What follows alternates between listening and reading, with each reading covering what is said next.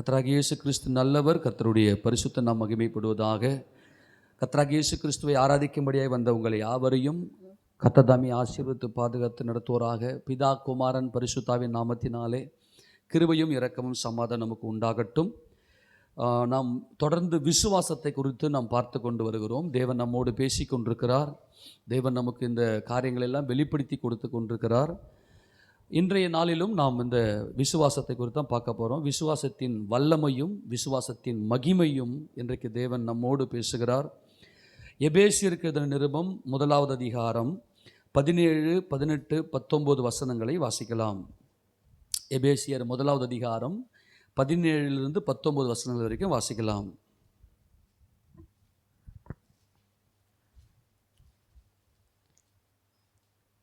நம்முடைய கர்த்தராகிய இயேசு கிறிஸ்துவின் தேவனும் மகிமையின் பிதாவுமானவர் தம்மை நீங்கள் அறிந்து கொள்வதற்காக ஞானத்தையும் தெளிவையும் அளிக்கிற ஆவியை உங்களுக்கு தந்திரள வேண்டும் என்றும், தாம் நம்மை அழைத்ததினாலே நமக்கு உண்டாயிருக்கிற நம்பிக்கை இன்னதென்றும், பரிசுத்தவான்களிடத்தில் தமக்கு உண்டாயிருக்கிற சுதந்திரத்தினுடைய மகிமையின் ஐஸ்வர்யம் இன்னதென்றும், நாம் கிறிஸ்துவை மரித்தோரிலிருந்து எழுப்பி அவரிடத்தில் நடப்பித்த தமது பலத்த சத்துவத்தின் வல்லமைப்படியே விசுவாசிக்கிறவர்களாகிய நம்மிடத்திலே காண்பிக்கும் தம்முடைய வல்லமையின் மகா மேன்மையான மகத்துவம் என்னது என்றும் நீங்கள் அறியும்படிக்கு அவர் உங்களுக்கு பிரகாசம் உள்ள மனக்கண்களை கொடுக்க வேண்டும் என்றும் வேண்டிக் கொள்ளுகிறேன்.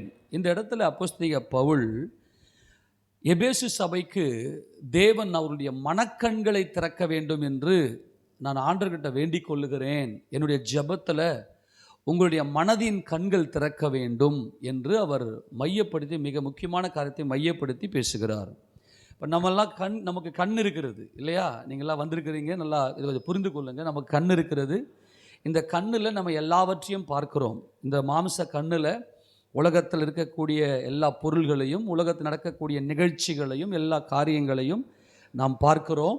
நாம் பார்க்கிற அதுதான் நம்முடைய நினைவில் போய் பதிகிறது. ஆனால் இங்கே அப்போஸ்தலனாகிய பவுல் என்ன சொல்கிறாருன்னா, அவங்க மனக்கண்கள் திறக்கப்பட வேண்டும். எதுக்காக மனக்கண் திறக்கப்படணும் அப்படின்னா, நம்முடைய தேவனை அறிகிற அறிவு, அந்த ஞானத்தை உங்களுக்கு தெளிந்த புத்தியை கொடுத்து நீங்கள் அவரை அறிந்து கொள்ள வேண்டும் என்று சொல்லுகிறார். அது மாத்திரமல்ல, அவர் விசுவாசத்தின் வல்லமையும் விசுவாசத்தினுடைய மகிமையும் நாம் அடைய வேண்டும் என்று அவர் விரும்புகிறார். இப்போ நாமெல்லாம் விசுவாசிகள். நம்மெல்லாம் நம்முடைய வாய் திறந்து நம்ம சொல்லணும், நாங்கள்லாம் விசுவாசிகள் அப்படின்னு சொல்லணும். என்னன்னு சொல்லணும்? விசுவாசிகள். நல்லா கவனிங்க. இந்த விசுவாசம் ஒரு பயங்கரமான தேவனுடைய வல்லமை. நம்மெல்லாம் சபையில் வந்திருக்கிற நாம் விசுவாசிகள். அது எப்படியாம்? தாம் கிறிஸ்துவை மரித்தோரிலிருந்து எழுப்பி அவரிடத்தில் நடப்பித்த தமது பலத்த சத்துவத்தின் வல்லமைப்படியே விசுவாசிக்கிறவர்களாகிய நம்மிடத்தில். அந்த வசனம் பயங்கரம் இல்லையா? எல்லாம் அந்த வசனத்தை சேர்ந்து வாசிங்க. 19 வசனம். தாம் கிறிஸ்துவை மரித்தோரிலிருந்து எழுப்பி அவரிடத்தில் நடப்பித்த தமது பலத்த சத்துவத்தின் வல்லமை, அந்த வல்லமையின்படியே விசுவாசிக்கிறோமா? கர்த்தருடைய பரிசுத்த நாமம் மகிமைப்படுவதாக. அன்பான தேவஜனமே, நீங்கள் எல்லாரும் விசுவாசிகள் என்று மனமகிழ்ச்சியில் இருக்கிறீர்கள். நீங்கள் விசுவாசத்தோடு கூட ஜபத்தில் கேட்குறீங்க, ஆண்டவரே எனக்கு இந்த காரியத்தில் நடத்துங்கப்பா அப்படின்னு சொல்லி கேட்குறீங்க. அது அப்படியே நடக்குது. ஆமேன்னு சொல்லுங்க பார்க்கலாம். நீங்கள் ஜபத்தில் விசுவாசம் உள்ளவர்களாய் எவைகளை நீங்கள் கேட்பீர்களோ அவைகளை பெற்றுக்கொள்வோம் என்று விசுவாசியுங்கள் என்று கர்த்தர் சொன்னார் இல்லையா?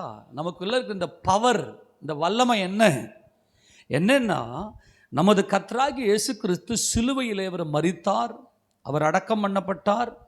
3வது நாளில் தேவன் அவரை உயிரோடு எழுப்பினார். அப்போஸ்தலர்களுடைய சாட்சியே என்னன்னா, தேவன் அவரை 3வது நாளில் எழுப்பினார். அதற்கு நாங்கள் சாட்சி. அதுதான் அப்போஸ்தலர் தீர்க்கதரிசியுடைய உபதேசம். இப்போ நல்லா கவனித்துக் கொள்ளுங்க. நம்முடைய இருதயத்துக்குள்ள இருக்கக்கூடிய இந்த விசுவாசம், நான் ஜெபிக்கிறேன், நான் ஜெபிக்க போறேன், எந்த காரியமாக இருந்தாலும் நான் ஜெபிக்க போகிறேன். இது பாருங்க, ஒரு கிறிஸ்தவனுக்கு, ஒரு விசுவாசிக்கு முன்பதாக எந்த ஒரு பிரச்சனையுமே நிற்க முடியாது. ஏன்னா அவன் ஜெபிக்கிறவன். அல்லேலூயா. அவன் விசுவாசி. அவன் அந்த விசுவாசிக்கு முன்பதாக எந்த ஒரு பிரச்சனையாக இருக்கட்டும், போராட்டமாக இருக்கட்டும், உடனே ஜபத்தில் எல்லாவற்றையும் கிளியர் பண்ணிடுவான். எல்லாமே சமாதானம். எப்பேற்பட்ட மலைகளும் அங்கே என்ன பண்ண சமவெளி ஆகிடும். அதுக்கு காரணம் என்ன அப்படின்னா, இந்த விசுவாசியினுடைய இருதயத்தில் தேவனுடைய சத்துவத்தின் வல்லமை என்ன ஒரு பவர், ஒரு பவர் அவன் இருதயத்துக்குள் இருக்கிறது. அவனுக்குள்ள இருக்கக்கூடிய அந்த விசுவாசத்து அந்த இருதயத்துக்குள்ள இருக்கக்கூடிய அந்த வல்லமை என்ன செய்யும்னா, அது போயிட்டு முழங்கால நின்று எல்லாவற்றையும் முடிச்சிடும். நல்லா கவனிங்க, இது பயங்கர மகத்துவமான வல்லமை. முதல்ல புரிந்து கொள்ள வேண்டும், எனக்குள்ள ஒரு தெய்வீக சத்துவத்தின் வல்லமை, தேவனுடைய சத்துவத்தின் வல்லமை. இப்போ செத்தவங்க யாருன்னா உயிரோடு எழுந்திருப்பாங்களா? நல்லா கவனிங்க. இது வரைக்கும் இயேசுராஜா தேவன் நல்லா கவனிங்க, அவர் மனிதனாக வந்தார். நீங்கள் நம்ம எங்கேயாவது கேள்விப்பட்டிருக்கிறோமா செத்தவங்க எழுந்தாங்கன்னு? செத்தவங்க எப்படி எழுந்துக்க முடியும்? இது உலகத்தினுடைய நியதி, உலகத்துடைய நியமம். மரித்தா மரிச்சது தான், எல்லாமே மரித்து கொண்டிருக்கிறது. அப்போ மரித்தோரிலிருந்து ஒருவர் எழுந்தது என்பது ஆச்சரியம், அது அதிசயம், அது தேவனுடைய சத்துவத்தின் வல்லமை. இன்னைக்கு நான் சர்ச்சுக்குள்ள இருக்கிறேன், தேவனை ஆராதிக்கிறேன் இயேசு கிறிஸ்துவின் நாமத்தில், தேவனை மகிமைப்படுத்துகிறேன் இயேசு கிறிஸ்துவின் நாமத்தில். இதுக்கு என்ன காரணம் என்றால், கிறிஸ்துவை மரித்தோரிலிருந்து எழுப்பினவருடைய சத்துவத்தின் வல்லமை எனக்குள்ளே செயல்படுகிறது. அல்லேலூயா. அந்த சத்துவத்தின் வல்லமை எனக்குள்ளே செயல்படுகிறது. ஃபர்ஸ்ட் நம்ம புரிந்து கொள்ள வேண்டிய விஷயம் என்னவென்று சொன்னால், நம்முடைய இது எங்க செயல்படுகிறது என்றால், நம்முடைய மனக்கண்ணில். இந்த இடத்துல உள்ளான மனுஷன், புறம்பான மனுஷனை இங்கே அப்போஸ்தலன் பவுல் வேறு பிரித்து காண்பிக்கிறார். நம்முடைய மனக்கண்கள், நம்முடைய மனதில் கண்கள் இருக்கிறது, அதுதான் உயிர் கொண்ட அனுபவம். ஆக ஒரு விசுவாசி உயிர் கொண்டவன், ஒரு விசுவாசி ஜீவனுள்ளவன், ஒரு விசுவாசி ஜீவனோடு இருக்கிறவன். உங்களுடைய மனக்கண்கள் அங்கே பாருங்க, கதை சொல்றாரு, உங்களுக்கு பிரகாசமுள்ள மனக்கண்களை கொடுக்க வேண்டும் என்று வேண்டிக் கொள்ளுகிறேன். அங்கே பாருங்க, மனக்கண் அப்படின்னு சொல்லலை, பிரகாசமுள்ள மனக்கண். முதலாவது உங்களுடைய ஆத்துமாவில், நம்முடைய ஆத்துமாவில் தேவனுடைய சத்துவத்தின் வல்லமை நமக்குள்ளே இருக்கிறது. அந்த வல்லமை தான் விசுவாசம். ரெண்டாவது, அவர் நம்மிடத்திலே காண்பிக்கும் தம்முடைய வல்லமையின், அந்த வல்லமையின் நமக்குள்ளே காண்பித்திருக்கிறார். விசுவாசத்தின் வல்லமையின் மகா மேன்மையான மகத்துவம், மகிமை, விசுவாசத்தினுடைய அந்த மகிமை, the glory of faith, the power of faith, the glory of faith. அது கர்த்தர் நமக்கு என்ன சொல்றாருனாக்கா, இதை நம்ம பார்க்கும்படியாய் நம்முடைய பிரகாசமுள்ள மனக்கண்களை உங்களுக்கு கொடுக்க வேண்டும் என்று நான் வேண்டிக் கொள்ளுகிறேன் என்று அப்போஸ்தலன் பவுல் சொல்லுகிறார். ஆக விசுவாசிகளாகிய நாம் அடைய போகிற மகிமையை குறித்து அங்கே பேசுகிறார். இப்போ பிரகாசமுள்ள மனக்கண், மனம் என்பது நம்முடைய மனதில் நம்ம தீர்மானிக்கிறோம். நல்லா கவனிங்க, ஒரு காலத்தில் நம்முடைய மனம் இருளாக இருந்தது, குருடாக இருந்தது. ரெண்டு காரியம். ஒன்று, நம்முடைய கண்கள் குருடாக இருந்தது. ரெண்டாவது, நம்மை சுற்றி எல்லாமே இருளாக இருந்தது. இப்போ நமக்குடைய கண்கள் திறந்திருந்தாலும், இப்போ நைட்டில் கும் இருட்டு வச்சிங்களேன், அந்த வெளிச்சம் இல்லைன்னா அந்த பொருளை பார்க்க முடியாது. ரெண்டு காரியம் நமக்கு ரொம்ப முக்கியம். மாம்சீகத்தில் நம்ம இருக்கக்கூடிய நாம் எப்படி இந்த உலகத்தை பார்க்கிறோம், எல்லாவற்றையும் ஆளுகை செய்து கொண்டிருக்கிறோம். இதில் நம்முடைய கண்கள் திறந்திருக்க வேண்டும், நம்முடைய கண்ணு நல்லா தெளிவாக தெரியணும். ரெண்டாவது, நல்ல வெளிச்சம் இருக்கணும், பிரகாசம் இருக்கணும். இது ரெண்டும் இருந்தால் தான் வெளியே இருக்கக்கூடிய எல்லாத்தையும் பார்க்குறோம். இப்போ நல்லா கவனிங்க, ரொம்ப முக்கியமானது. இப்போ அப்போஸ்தலன் பவுல் சொல்கிறார், தேவன் நமக்குள்ளே நடப்பித்த அவருடைய சத்துவத்தின் வல்லமையின்படியே விசுவாசமும், அந்த விசுவாசத்தினால் உண்டாகிற மகத்துவம், அந்த வல்லமையின்படியே நமக்குள்ள காண்கிற மகாமேன்மையான மகத்துவமும் இன்னது என்று நீங்கள் பார்க்கணும். உங்கள் மனதில் அப்படியே நீங்கள் தரிசிக்கணும். என்பதை குறித்து இங்கே நமக்கு பேசுகிறார். ஆக ரட்சிக்கப்படுகிற நாம் ஜீவனுடையவர்கள். நம்முடைய மனம் நமக்கு தேவன் பிரகாசமுள்ள மனக்கண்களை கொடுத்திருக்கிறார். அப்படியானால் இதுதான் விசுவாசம். இந்த பிரகாசமுள்ள மனக்கண்களில் நம்ம என்ன பார்க்குறோன்னா, தேவனுடைய சிங்காசனத்தில் தேவன் வீற்றிருப்பதையும், தேவனுடைய சிங்காசனத்தின் வலது பாரசத்தில் கிறிஸ்துவானவர் மகிமையாய் இருப்பதையும் நாம் பார்க்கிறோம். ஆக ஜீவனுள்ள தேவனை நாம் பார்க்கிறோம். இதை புரிந்து கொள்ள வேண்டும். ஆக நமக்கு மரணம் கிடையாது, நாம் ஜீவனுக்குள்ளே பிரவேசித்து விட்டோம். ஏன்னா நம்ம கண்ணில் பார்க்குற எல்லாமே அழியுதா இல்லையா? ஆமென் சொல்லுங்களேன். எல்லாமே தேயுது. அப்போ பெரிய பெரிய மலைகள் பாறைகள் எல்லாம் எல்லாமே தேயுது, தெரியுமா? இப்போ ஆடி காத்துக்கு அம்மியும் அசையும் சொல்லுவாங்க இல்லையா? அப்படி ஒரு பழமையெல்லாம் சொல்லுவாங்க நம்ம ஆட்கள். ஆடி காத்துக்கு அம்மி கூட அசையும், இப்போ பாறை கூட அசைதி. அப்புறம் எறும்பூர கல்லும் தேயும் தானே, அப்படி தானே? எறும்பு நடந்து போச்சுன்னா அந்த கல்லும் தேயுது. ஆக எல்லாமே அழிகிறது. நல்லா புரிஞ்சுங்க. நம்முடைய மாம்ச கண்ணில் எதை பார்த்தாலும் எறும்பு ஊர்ந்து போனால் கல்லும் கூட தேயுது அப்படின்னா எல்லாமே அழிகிறது. ஆக மனிதனுக்குள்ள இன்னைக்கு ஏன் இந்த அந்த அழிவு வந்துச்சு அப்படின்னாக்கா, மனிதன் மாயைக்கு அவன் தன்னை விற்று போட்டு விட்டான். ஆனால் இதுக்கு என்ன ரீசன் அப்படின்னா, அவனுடைய மனக்கண் குருடாகி மாம்ச கண் திறந்தது. ஆனால் தேவன் நமக்குள்ள என்ன நடப்பிக்கிறார்? ஏதேன் தோட்டத்தில் என்ன நடந்துச்சு? மனக்கண்ணு குருடாகி இருள் சூழ்ந்து கொண்டது. மன இருளும் ஏதேனுக்குள்ள வந்து மாம்சிக கண் திறந்து மாம்சிக வெளிச்சம் இந்த உலகத்தில் பிரவேசித்து விட்டது. அதனால தான் மனுஷனுக்கு வியாதி, போராட்டம், மனதில் பிரச்சனை, மனதில் வலி, மனதில் சோர்வு, மனதில் வெறுப்பு, மனதில் கோபம், இதெல்லாம் மனிதனுக்குள்ளே வந்தது. ஆனால் தேவன் நமக்குள்ள அவருடைய கிறிஸ்துவை மரித்தோரிலிருந்து எழுப்பித்த, மரணத்திலிருந்து உயிர்ப்பித்த அந்த சத்துவத்தின் வல்லமையின்படியே குருடாய் கிடந்த நம்முடைய கண்களை பிரகாசமுள்ள மனக்களை, பிரகாசத்தையும் கொடுத்திருக்கிறார். அந்த வெளிச்சம், அந்த பிரகாசம் தேவனே, கிறிஸ்துவே விளக்காய் இருக்கிறார், தேவன் பிரகாசமாக இருக்கிறார் என்று பரம எருசலேமை குறித்து நாம் பார்க்கிறோம். ஆக நம்முடைய மனக்கண் திறந்திருக்கிறபடினாலே அந்த கண்கள் அந்த குருட்டு ஆவிலிருந்து விடுதலையாக்கப்பட்டதினாலே, நம்முடைய மனக்கண்களில் பிரகாசத்தை தேவன் கொடுத்திருக்கிறபடினாலே நம்ம எதுவுமே அசைக்க முடியாது. ஆமென் சொல்லுங்க. அசைவில்லாத ராஜ்யத்தை பெற்றிருக்கிறோம். நம்ம எல்லாரும் என்ன ராஜ்யத்தை பெற்றிருக்கிறோம்? அசைவில்லாத ராஜ்யத்தை பெற்றிருக்கிறோம். அப்போ நம்முடைய மனதில் என்ன பிரச்சனை? இதுதானே, எனக்கு என் தேவன் இருக்கிறார். அல்லேலூயா. அப்போ மனதில் சோர்வே வராது. இப்போ உதாரணத்துக்கு சரீரத்தில் வியாதின்னு வச்சுக்கங்களேன். இப்போ டாக்டர்லாம் ஏதோ ஒன்று சொல்லுவாங்க, நம்முடைய மனம் என்ன வியாதி தானே, என் தேவன் எனக்கு இருக்கிறார். அல்லேலூயா. அப்புறம் கடன் பிரச்சனை, அல்லது குடும்பத்தில் பிரச்சனை, அல்லது திடீரென்று ஏதோ ஒரு பிரச்சனை சூழ்ந்து கொள்ளுகிறது, என்னுடைய மனக்கண் திறக்கப்பட்டிருக்கிறது. தேவன் என் அப்பாவா இருக்கிறார், என் கர்த்தர் எனக்காக யாவையும் செய்து முடித்திருக்கிறார். அப்படி நம்முடைய மனக்கண்ணு திறந்திருக்கிறதுனால்தான் சபைக்கு வந்து தேவனை நன்றியோடு ஆராதிக்கிறோம், மனமகிழ்ச்சியாக இருக்கிறோம். எல்லாரும் ஆமென் சொல்லுங்க. என்ன கண்ணு திறந்திருக்கிறது? மனக்கண் திறந்திருக்கிறது. இந்த குருடுக்கு காரணம் என்ன? இந்த குருடுக்கு காரணம் என்ன அப்படின்னா,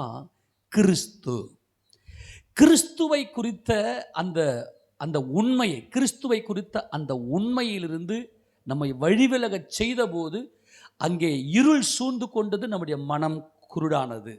நல்லா புரிஞ்சுக்கணும். கிறிஸ்துவை மரித்தோரிலிருந்து எழுப்பினவருடைய சத்துவத்தின் வல்லமை. இப்போ ஏவாளுடைய மனம் எப்படி குருடாக்கப்பட்டுச்சு, ஏவாளுடைய மனம் எப்படி வஞ்சிக்கப்பட்டுச்சு அப்படின்னா, இந்த மனிதனுக்குள்ள மரணம் வந்ததுக்கான காரணம் என்னன்னா, அவனுடைய மனம் குருடாயிருச்சு. மனக்கண், அந்த மனக்கண்ணில் தான் நினைவுகள் இருக்கிறது. இப்போ நம்முடைய ஆவி ஆத்மா சரீரத்தை பார்க்கும்போது நம்ம எதை ஃபோக்கஸ் பண்ணி பார்த்தோம்? நம்ம அந்த ஸ்லைட்லாம் எதை ஃபோக்கஸ் பண்ணி பார்த்தோம்? ஆத்மா தான் நமக்கு மெயின் இல்லையா? ஆத்துமாவில் 3 பகுதி இருக்கிறது. சிந்தை, சித்தம், உணர்வு. சிந்தை, சித்தம், உணர்வு என்கின்ற 3 பகுதி இருக்குது இல்லையா? அதில் இந்த மனதில் தான் சித்தம் கொள்ளுவோம், மனதில் தான் நினைவுகள். சிந்திப்பது ஆத்துமாவில் 3 காரியம் இருக்குது. ஆமென் சொல்லுங்களேன். பார்த்தமா இல்லையா? ஆத்துமாவில் 3 காரியம் இருக்கிறது. சிந்தை, சித்தம், உணர்வு. அதே மாதிரி சரீரத்திலையும் 3 இருக்கிறது. சரீரம் என்னது? அறிவு, அப்புறம் உணர்ச்சி, செயல். நம்ம இந்த வைப்ரேஷன் பண்ணும்போது அந்த ஸ்லைட்லாம் போட்டு வைப்ரேஷன் மாதிரி போட்டு காட்டு ஞாபகம் இருக்கிற சரீரத்தில், அதுதான் அந்த ஸ்லைடில். அந்த சரீரத்தில் 3 காரியம் இருக்குது. ஒன்று அறிவு. மனுஷனுக்கு மாம்ச அறிவு, கண்ணு திறந்துருச்சு என்பது அறிவு. கண்கள் என்பது அறிவு. அறிவு, மாம்ச அறிவு வந்து விட்டது. இந்த இந்த இந்த பூமியினுடைய இந்த வெளிச்சத்தை, சூரிய வெளிச்சத்தில் நம்முடைய கண்கள் இந்த உலகத்தினுடைய காட்சிகளை பார்த்து நம்முடைய மனதில் கொண்டு போய் நிறைவு தான் பாவம். ஆக சரீரத்தில் 3 காரியம் என்னவென்று சொன்னால் அறிவு, உணர்ச்சி, செயல். உணர்ச்சி, சில பேர் சொல்லுவாங்க உணர்ச்சி வசப்பட்டுட்டேன் அப்படின்னு அர்த்தம். மாம்சீகத்தில் விழுந்துட்டேன், மாம்சீகம் பண்ணி நான் யோசிச்சுதான் அர்த்தம். ஆக இந்த அறிவும் உணர்ச்சியும் செயல்பாடும் என்பது சரீரத்தில் இயங்குகிறது. நம்முடைய ஆவியில் பார்த்தீங்கன்னா மனசாட்சி பார்த்தோமா, ஞாபகம் இருக்கா? மனசாட்சி ஆவியில் பார்த்தீங்கன்னா மனசாட்சி, அப்புறமா ஐக்கியம், ஃபெலோஷிப், நல்ல ஐக்கியம் கொள்ளுவது, அப்புறம் உள் உணர்வு, ஆழ் மனது. அதுதான் ஆவிக்குள்ள 3 காரியம்.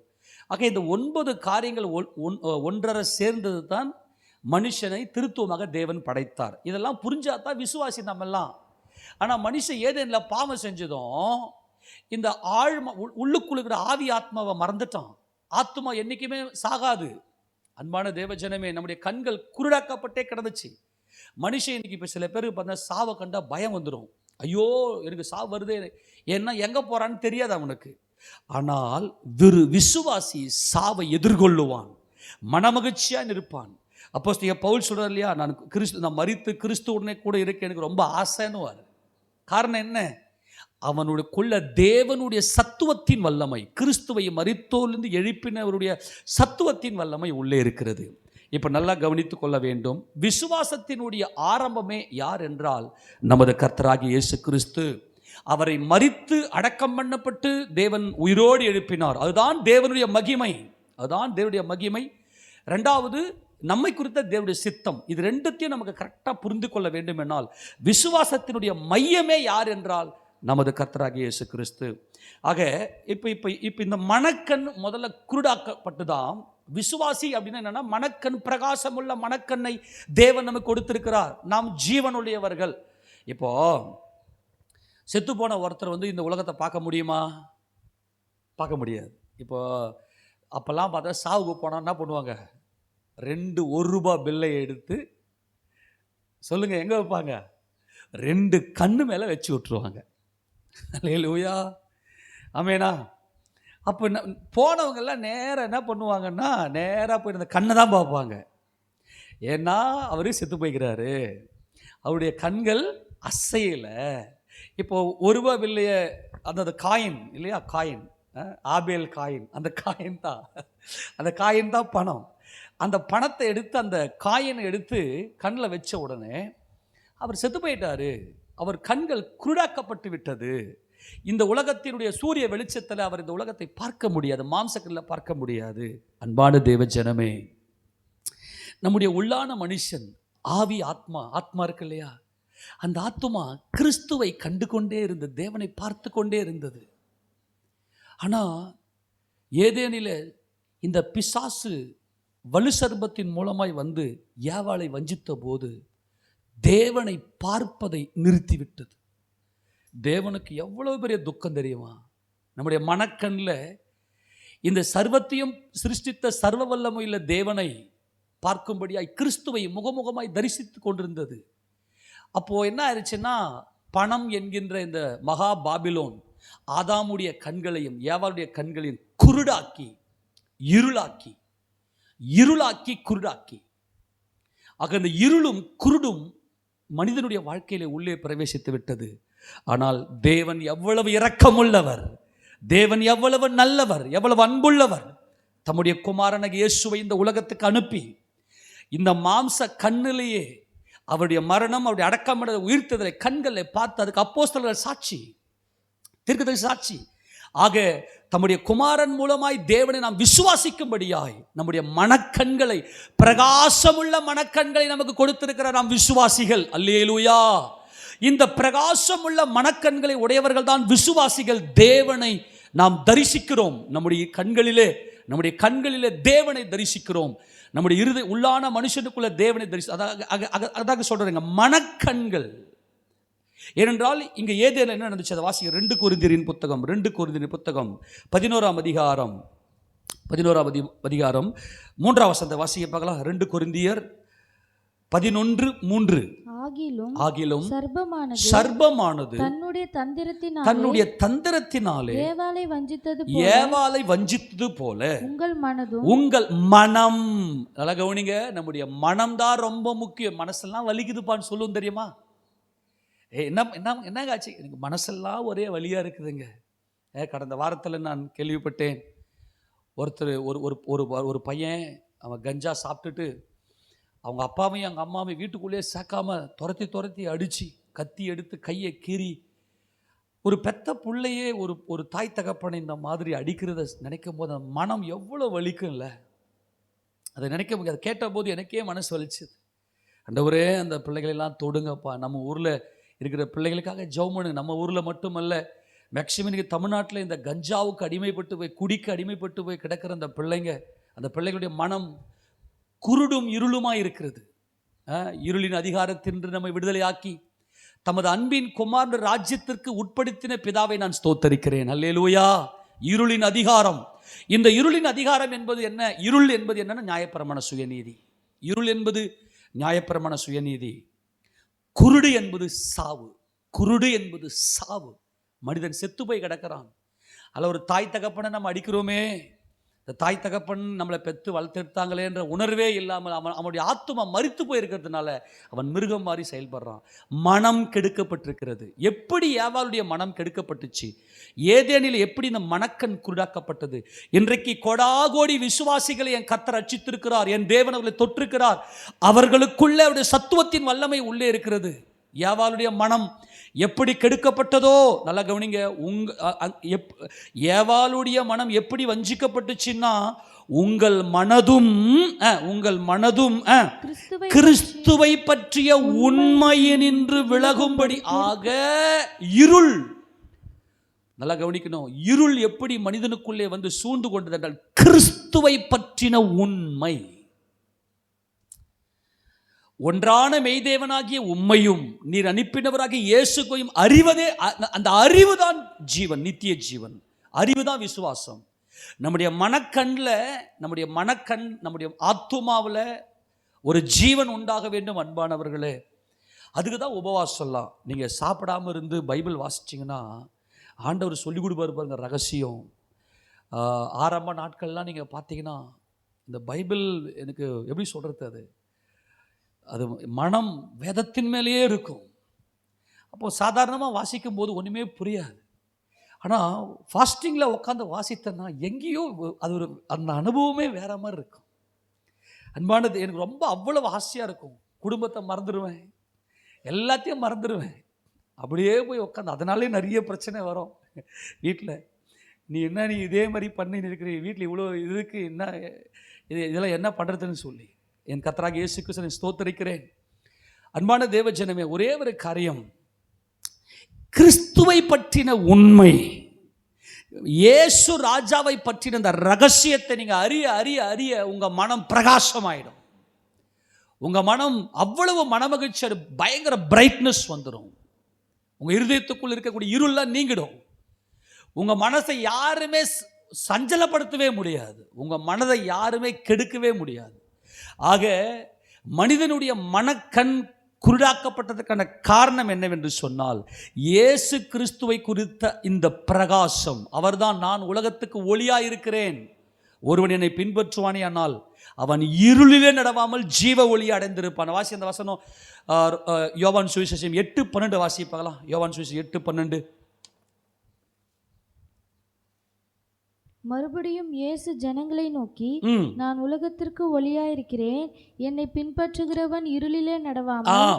அப்போ முதல்ல இருள் எப்படி வருது? இயேசு கிறிஸ்துவை அறிகிற அந்த அறிவிலிருந்து, அந்த உண்மையிலிருந்து, அந்த சத்தியத்திலிருந்து விலகுவது தான் இருள். இந்த இருள் வந்துருச்சுனாவே குருடாயிடும், சாவு வந்துடும். இருள் சாவு, பிரகாசம் ஒளி ஜீவன். நமக்குள்ள தேவன் ஜீவ ஒளியாய் நமக்குள்ளே வந்து வாசமா இருக்கிறார். அவர் தான் நமக்கு ஜீவ ஒளி. இந்த பிரகாசம் உள்ள இந்த மனக்கண்களை தேவன் நமக்கு கொடுத்து திறந்திருக்கிறார். நாம் ஜீவனோடு கூட இருக்கிறோம். ஆக இப்ப நமக்கு எல்லாம் என்ன நடக்குது அப்படின்னா, கிறிஸ்து இயேசுவை அறிகிற இந்த அறிவு. ஆக விசுவாசமே எதை மையமாக வைத்தது என்றால் இயேசு ராஜாவை மையமாக வைத்தது.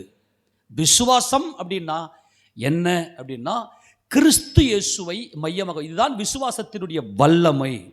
இந்த விசுவாசத்தின் வல்லமை தேவனுடைய சத்துவத்தின் வல்லமை. அது எப்படிப்பட்டதுன்னா, இது தேவனே நமக்குள்ள துவங்குகிறார். இந்த விசுவாசத்தை துவக்குகிறவரும் விசுவாசத்தை முடிக்கிறவருமாகி இயேசு கிறிஸ்துவை நோக்கி இந்த ஓட்டத்தில் நம்ம பொறுமையோடு ஓடுகிறோம். இப்போ நம்ம என்ன பண்ணுறோம்? ஓடுகிறோம். இப்போ எதை நோக்கி நம்ம ஓடுறோம்? நம்முடைய கண்கள் திறந்ததுனால தாவீதுனுடைய ஆத்துமா பகைக்கிற குருடரும் சப்பானிகளும். இந்த குருடரும் சப்பானிகளும் எப்படிப்பட்டவர்கள் என்றால், அவர்கள் விசுவாச ஓட்டம் ஓடாதவர்கள், மாறாக இந்த உலகத்தில் சோம்பேறிகளாக தூங்குகிறவர்கள். அவர்கள் முடவர்களும் அவர்கள் குருடரும். ஏனென்றால் எபூசியர்கள் எப்படிப்பட்டவர்கள் என்றால், சியோனை பிடிப்பதற்காக இவர்கள் கடந்து போகும்போது இந்த எபூசியர்களுடைய பயங்கரமான ஒரு மல்யுத்தம், ஒரு பயங்கரமான கொரில்லா தாக்குதல் எப்படிப்பட்டது என்றால், குருடரும் சப்பானிகளும் அந்த அலங்கத்தின் மேலே இருப்பார்கள். இந்த குருடர் எப்படிப்பட்டவர்கள் என்று சொன்னால், அவர்கள் கவன் எரிகிறவர்கள். கவன் எறிவதும் வில் எய்வதும் அவ்வளவு ஷார்ப்பாக. இப்போ உதாரணத்துக்கு நிறைய பேர் கண் பார்வை தெரியாதவர்களாம் நீங்கள் பார்த்தீங்கன்னா, அவங்களுடைய ஆக்சுவலாக அவங்க சென்ஸில், அவங்களுடைய உணர்வில் நீங்கள் பார்த்தீங்கன்னா ரொம்ப ஆக்டிவாக இருப்பாங்க. அப்படி சின்ன சின்ன உணர்வை அவங்க என்ன பண்ணாங்க, கேட்டு கரெக்டாக அவங்க என்ன பண்ண பதில் கொடுக்கும். ஏன்னா அவங்களுடைய மைண்டு ஒருமுகப்படுத்தி வச்சுருப்பாங்க. அவங்களுடைய மனதை ஒருமுகப்படுத்தி, இந்த சவுண்டு என்னது, இது ஏன் இப்படி வருதுன்னு சொல்லிட்டு. அது மாதிரி சியோன் கோட்டையை பிடிக்கக்கூடாதபடிக்கு இந்த குருடர் என்ன பண்ணுவோம், சின்ன ஒரு லைட்டாக ஒரு சவுண்டு கேட்டால் கூட அவ்வளவு ஷார்ப்பாக கவன்கள் எரிந்து சாகடிப்பார்கள், அம்பி எய்தி சாகடிப்பார்கள். அதே மாதிரி முடவர்கள் என்ன செய்வாங்கன்னா, கொரில்லா தாக்குதல். யாராச்சும் அங்கே வந்தாங்கன்னா அப்படியே அவங்க பேக்ஸில் அவங்க மேலே விழுந்து போய் அவங்கள அப்படியே அவங்கள சேதப்படுத்தி அவர்களை சாகடிப்பார்கள். ஆக நேரடியாக சியோன் கோட்டையை பிடிக்க முடியாது. அப்போது தாவீது சொல்கிறார், எவன் சாலகத்தின் வழியாய் உள்ளே நுழைந்து. யார் சியோனை பிடிக்கும்? சாலகம் என்னது? வடிகால் கிணறு, வடிகால் முதலியா, அதாவது சாக்கடை தண்ணி, மனிதனுடைய மலம், டாய்லெட், அதெல்லாம் சியோன்லேருந்து என்ன பண்ணோம்னா, அந்த எபூசியல் வடிவமைத்து அந்த மலம் வருகிற அந்த சாலகத்தின் வழியாக உள்ளே நுழைஞ்சி போனால் தான் சியோனை பிடிக்க முடியும். ஆக யாரெல்லாம் எரிகோவை விட்டு மேலே வந்து சாலகத்தின் வழியாக நுழைந்து அசிங்கம், அவன் வேசின்னு ஒத்துக்கினாங்களோ அவங்க தான் சியோனுக்குரியவர்கள். கரங்களுக்கு ஆமென் சொல்லாமா? இந்த மலத்தை மேலே பூசின எப்படி நல்லா ஸ்மெல்லு எப்படி இருக்கும்? நல்லா வாசனையாக இருக்குமா? துர்நாற்றம் வீசும். நான் ஒரு பாவி ஆண்டவரேன்னு ஒத்துக்கணும் தான் சபையில் இருக்கிறவங்கெல்லாம். ஆக மகிமையில யாருக்கு? சாலகத்தின் வழியாக நுழைஞ்சா தான் சியோனை பிடிக்க முடியும். நான் பாவின்னு ஒத்துக்கலைன்னா, உன்னால் இந்த மாம்சத்தில், இந்த உடலில் இச்சை இருக்காண்டவரே, என் மனக்கண்கள் குருடாக்கப்பட்டிருக்கிறது, மாம்சக்கண் திறந்து போச்சு ஆண்டவரே, நான் ஒரு பாவியாக இருக்கிறேன். பாவி என்றால் வேசி. நான் ராகாபாக இருக்கிறேன். ராகாபுகள் மேலே வந்துடணும், சாலகத்தின் வழியாக உள்ளே நுழையணும், பாவத்தை உணரணும். ஆக கிறிஸ்துவை பற்றின உண்மை, கிறிஸ்துவை அறிகிற அந்த அறிவு, தேவனை பற்றின அறிகிற அந்த அறிவு தான் நமக்கு வெளிச்சத்தை கொடுக்கும். நம்முடைய கண்கள் பிரகாசமாக மாற்றப்படும். ஆக இதுதான் நமக்கு என்னென்ன மகிமையை கொண்டு வரும். இன்னொரு வசனத்தை வாசிங்க பார்க்கலாம். இதே 2 கொரிந்தியரின் புத்தகத்தில் 4வது அதிகாரத்தில் 4வது வசனத்தை வாசி. 2 கொரிந்தியர் 4:4 வாசி பார்க்கலாம். தேவனுடைய சாயலாய் இருக்கிற கிறிஸ்துவின் மகிமையான. நல்லா கவனிங்க, இது ரொம்ப முக்கியம். இதை தான் நான் சொல்ல வரேன். தேவனுடைய சத்துவத்தின் வல்லமை அப்படின்னா என்னன்னா, தேவனுடைய சாயலாய் இருக்கிற கிறிஸ்துவின் மகிமையான. தேவன் எப்படி இருக்கிறார்? ஆவியாய் இருக்கிறார். தேவன் எப்படி இருக்கிறார்? ஆவியாய் இருக்கிறார். அப்ப கிறிஸ்து இப்ப என்ன ஆனார்? ஆவி ஆனார். கிறிஸ்து என்ன ஆனார்? ஆவி ஆனார். நல்லா கவனிக்கணும். விசுவாசம்னா என்ன? விசுவாசின்னா என்ன அப்படின்னா, தேவனுடைய சாயலா இருக்கிற கிறிஸ்துவின் மகிமையான சுவிசேஷத்தின் ஒளி ஒளி ஒளி பிரகாசம். இதுதான் கிறிஸ்துவை பற்றின அந்த மகிமையின் பிரகாசம், அந்த ஒளி. அவிசுவாசிகளாகிய அவர்களுக்கு பிரகாசமா இராத, பிரகாசம் இல்லைன்னு எது? இருள். இப்பிரபஞ்சத்தின் தேவனானவன் அவருடைய மனதை குருடாக்கினான். இங்கேயும் பவுல் என்ன சொல்றாருன்னா, மனக்கண்கள் குருடாக்கப்பட்டு இருக்கிறது. இவங்க என்ன பண்றாங்க அப்படின்னா, நல்லா புரிந்து கொள்ளுங்க, குருடாக்கப்பட்ட மனம் இந்த மாம்சீக அறிவில கலிகூரும். நான் மறுபடியும் சொல்லுகிறேன், குருடாக்கப்பட்ட மனம் இந்த மாம்சீக அறிவு, கண்ணில் காண்கிற அல்லது இந்த உடம்பின் மூலமாக வரக்கூடிய உணர்ச்சி, இந்த அறிவில் உணர்ச்சி பொங்கி அதை செயல்படுத்துவது. அறிவு, உணர்ச்சி, செயல், இது மாம்சத்தில் இருக்கிறது. மாம்சீகம் வீழ்ந்து போன ஒரு மனிதனுக்குள்ள மாம்சீக அறிவு, உணர்ச்சி, செயல். இப்போ நான் இதை சிம்பிளாக சொல்கிறேன். ஒரு வாலிப பையன் என்ன பண்ணுறான், ஒரு பெண்ணை பார்க்கிறான். பார்த்த உடனே அவனுக்குள்ள உணர்ச்சி ஏற்படும். ஆமேனா? அந்த உணர்ச்சி அவனுக்குள்ள என்ன, அந்த அறிவு என்ன பண்ணுன்னா, அவன் மனதில் போய் உணர்ச்சியை கொடுக்கும். ரெண்டாவது, அந்த உணர்ச்சியை அடைவதற்காக அவன் பாவ செயல்படுகிறான்.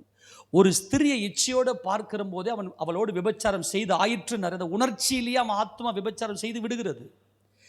ரெண்டாவது, அவன் அந்த மாம்சீகத்தில் அடைவது என்பது ஒரு ஒரு 10% தான். 90% அந்த உணர்ச்சியிலே எல்லாம் முடிஞ்சு போயிடுது. நான் சொல்றது புரிந்து கொள்ளுங்க. ஆக இந்த மனக்கண் குருடாக்கப்பட்டவன் என்ன செய்வான் அப்படின்னா, நல்லா கவனிங்க, இவன் அவிசுவாசி.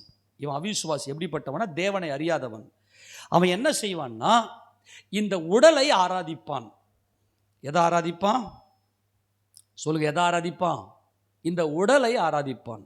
இந்த ஆண் உணர்ச்சிக்கும் பெண் உணர்ச்சிக்கும் அவனுடைய மனம் அடிமைப்பட்டு போய் கிடக்கும். இதுதான் சிம்பிள். பாவம், மரணம். ஒரே மனுஷனாலே பாவமும் பாவத்தினாலே மரணமும் உலகத்தில் பிரவேசித்தது. ஆனால் விசுவாசத்தை துவக்குகிறவரும் விசுவாசத்தை முடிக்கிறவரும் ஆகிய நம்முடைய கர்த்தராகிய இயேசு கிறிஸ்துவை நோக்கி இந்த பாவத்தை விட்டு விலகி, அந்த வசனத்தை வாசி, எபிரேயர் 12:1 வாசிங்க. எபிரேயர் 12:1. ஆகையால் மேகம் போன்ற இத்தனை திரளான சாட்சிகள் நம்மை சூழ்ந்து கொண்டிருக்க, பாரமான யாவற்றையும் நம்மை சுற்றி நெருங்கி நிற்கிற பாவத்தையும், இந்த பாரம், இந்த உலக வாழ்க்கைக்கு தேவையான பாரமும் இந்த உடம்பினுடைய உணர்ச்சிக்கும், அதுதான் பாவம். இந்த உடம்பினுடைய உணர்ச்சிக்கு அடிமைப்பட்டு கிடப்பதான் பாவம். வாசியத வசந்த மறுபடியும். நம்மை சுற்றி நெருங்கி நிற்கிற பாவத்தையும் தள்ளிவிட்டு, நம்மை சுற்றி நெருங்கிற பாவத்தை தள்ளிவிட்டு விசுவாசத்தை துவக்குகிறவரும் முடிக்கிறவருமாய் இருக்கிற இயேசுவை நோக்கி நமக்கு நியமித்திருக்கிற ஓட்டத்திலே பொறுமையோட ஓடக்கூடாது. நம்ம யாரை நோக்கி ஓடுகிறோம் என்றால் இயேசு கிறிஸ்துவை நோக்கி. அவர்தான் மகிமையின் கர்த்தர். அவர்தான் நம்முடைய டெஸ்டினேஷன், நாம் சேரும் இடம் பிதாவாகிய தேவனுடைய சிங்காசனம். இந்த விசுவாச ஓட்டத்தில் தான் நாம் ஓடிக்கொண்டிருக்கிறோம். ஆக இந்த பாவத்தை நீக்கி நாம் என்ன செய்யணும் அப்படின்னா, கிறிஸ்து இயேசுவை நம்முடைய மனதில் அவரை தரித்து கொள்ள வேண்டும். அப்போ மகிமை அடைந்த ஆவியாய் மாறின இயேசு கிறிஸ்து நம்முடைய மனதில் தரித்து கொள்வோமே ஆனால் இந்த மாம்ச கண் குருடாயிடும். இந்த உலகத்தில் இருக்கக்கூடிய இந்த சிற்றின்பங்கள், நம்ம காண்கிற இந்த காட்சிகள் எதுவுமே நம்முடைய மனதுக்குள்ளே போகாது. நம்முடைய மனம்தான் ரொம்ப முக்கியம். அதனால்தான் பிசாசு மனதை பிடிச்சிட்டு மனதுக்குள்ளே ஏகப்பட்ட தீர்மானங்களை, மனதுக்குள்ளேயே நமக்கு அறிவு இருக்கிறது இல்லையா? சிந்தை நம்ம சிந்திக்கிறோம். அறிவு தான் சிந்திக்கும் இல்லையா? அறிவு தான் சிந்திக்கும். சிந்தை, சித்தம், உணர்ச்சி. அந்த உணர்வு அதுதான் ஆத்துமாவுக்குள்ள. சிந்தை, சித்தம், உணர்வு இது நமக்குள்ள இருக்கிறது. அந்த சித்தம் கொள்வது தான் அந்த மனம். நம்முடைய ஆத்துமாவிலேயே இதெல்லாம் நடக்கிறது. அதுதான் நம்முடைய இருதயத்துக்குள்ள இருக்கிறது. இப்போ நல்லா கவனிங்க. இப்போ கிறிஸ்து இயேசுவுக்கு உட்பட்ட பிற்பாடு, ஏனென்றால் உலகம் தேவனுக்கு எதிரானது. ஏனென்றால் உலகத்தின் அதிபதி பிசாசு. உலகம்னா எது? சிருஷ்டிக்கப்பட்டது, கண்ணில் காணக்கூடியது. என்னுடைய உடல், நான் கண்ணில் பார்க்குறேன், இது என்னுடைய உடல், உலகம். இப்போ நம்ம என்ன செய்யணும்னா, இந்த உலகத்தின் அதிபதியாகிய பிசாசை விட்டு வெளியேறணும். நம்ம என்ன, நம்முடைய மனம் இந்த உலகத்தை துதிக்கக்கூடாது. இந்த உணர்ச்சிக்கு அடிமைப்பட, இந்த உணர்ச்சிக்கு, மாம்சீக அறிவு, உணர்ச்சி, செயல். இப்போ உதாரணத்துக்கு ஒரு நல்ல பிரியாணி, நல்ல ஃபிசிக்கலாக, நல்ல கெமிஸ்ட்ரியாக, நல்ல பயாலஜிக்கலாக, நல்ல பாட்டனிக்கலாக, நல்ல எக்கனாமிக்கலாக, இதெல்லாம் உள்ள இருக்கு இல்லையா? ஃபிசிக்கலாக பார்க்குறதுக்கு நல்ல பளபளப்பாக, கெமிஸ்ட்ரி நல்ல ஸ்மெல்லு, நல்ல கெமிஸ்ட்ரி, அப்போ நல்ல பாட்டனி, நல்ல மட்டன், நல்ல பயாலஜிக்கலாக, நல்ல ஜுவாலஜிக்கலாக எல்லாம் உள்ளே வந்து நல்ல எக்கனாமிக்கலாக, நல்ல ஒரு விலையில் அது இருந்த உடனே அந்த உணர்ச்சி உள்ளே போகும். அந்த அறிவு அப்படியே உணர்ச்சிக்குள்ளே கொண்டு போகும். அதை செயல்படுத்துவது, காசை கொடுத்து வாங்கி அதை செயல்படுத்தி கொள்கிறோம் இல்லையா? எல்லாமே இப்படி தான் மாம்சீகத்தில் நம்முடைய மனதை நிரப்புகிறோம். இதுதான் பிசாசுடைய வஞ்சகம்.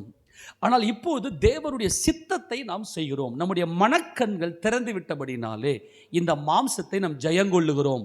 மாம்சத்தை மீட்டு கொண்டோம். அவள் தான் ஒரு ஆமென் சொல்லுங்க போல. மாம்சத்தை மீட்டு கொள்ளணும். பாருங்க, நம்முடைய சரீரத்தை மீட்டுக்கொள்ள, மாம்சத்தை ஜெயித்து சரீரத்தை மீட்டு கொள்ள வேண்டும். மாம்சம் என்பது விழுந்து போன உலகத்தின் அதிபதிக்கு அடிமைப்பட்டு போன ஒரு அனுபவம் மாம்சம். ஆனால் நம்முடைய சரீரத்தை நாம் மீட்க வேண்டும். இந்த மாம்சத்திலிருந்து நம்முடைய சரீரத்தை மீட்க வேண்டும். சரீரம் தேவனுக்கு சொந்தமானதான். கத்த உங்கள் மாம்சம் தேவன் தங்குற ஆலயம் சொல்லலை, உங்கள் சரீரம் தேவனுடைய ஆலயமாக இருக்கிறது. மாம்சம் என்பது விழுந்து போனது, அதாவது அறிவுக்கும் உணர்ச்சிக்கும் அந்த செயல்பாடுகளுக்கும் அடிமைப்பட்டு போய் கிடப்பது மாம்சம். மாம்சம் என்பது இந்த சரீர அறிவுக்கும் உணர்ச்சிக்கும் அந்த சரீர செயல்பாடுக்கும் அடிமைப்பட்டு போய் கிடப்பது மாம்சம். ஆனால் இந்த சரீரம் தேவனுக்கு சொந்தமானது, என்னுடைய சரீரம்.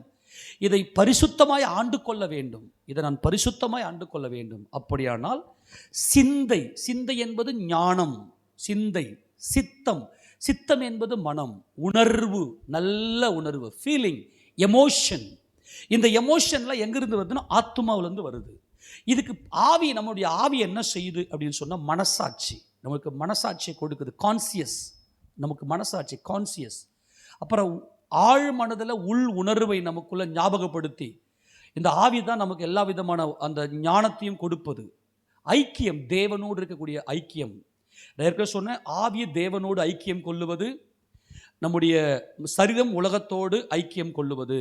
இதெல்லாம் நம்ம பார்த்தோம், நம்ம ஸ்டடி பண்ணும்போது. இதை நல்லா புரிஞ்சாதான் விசுவாசம் புரியும். ஆக நம்முடைய மனதில் இப்படிப்பட்ட சந்தோஷத்தை கொடுக்க வேண்டும் என்பது தேவனுடைய நோக்கமாக இருக்கிறது. ஆமென் சொல்லுங்க பார்க்கலாம்.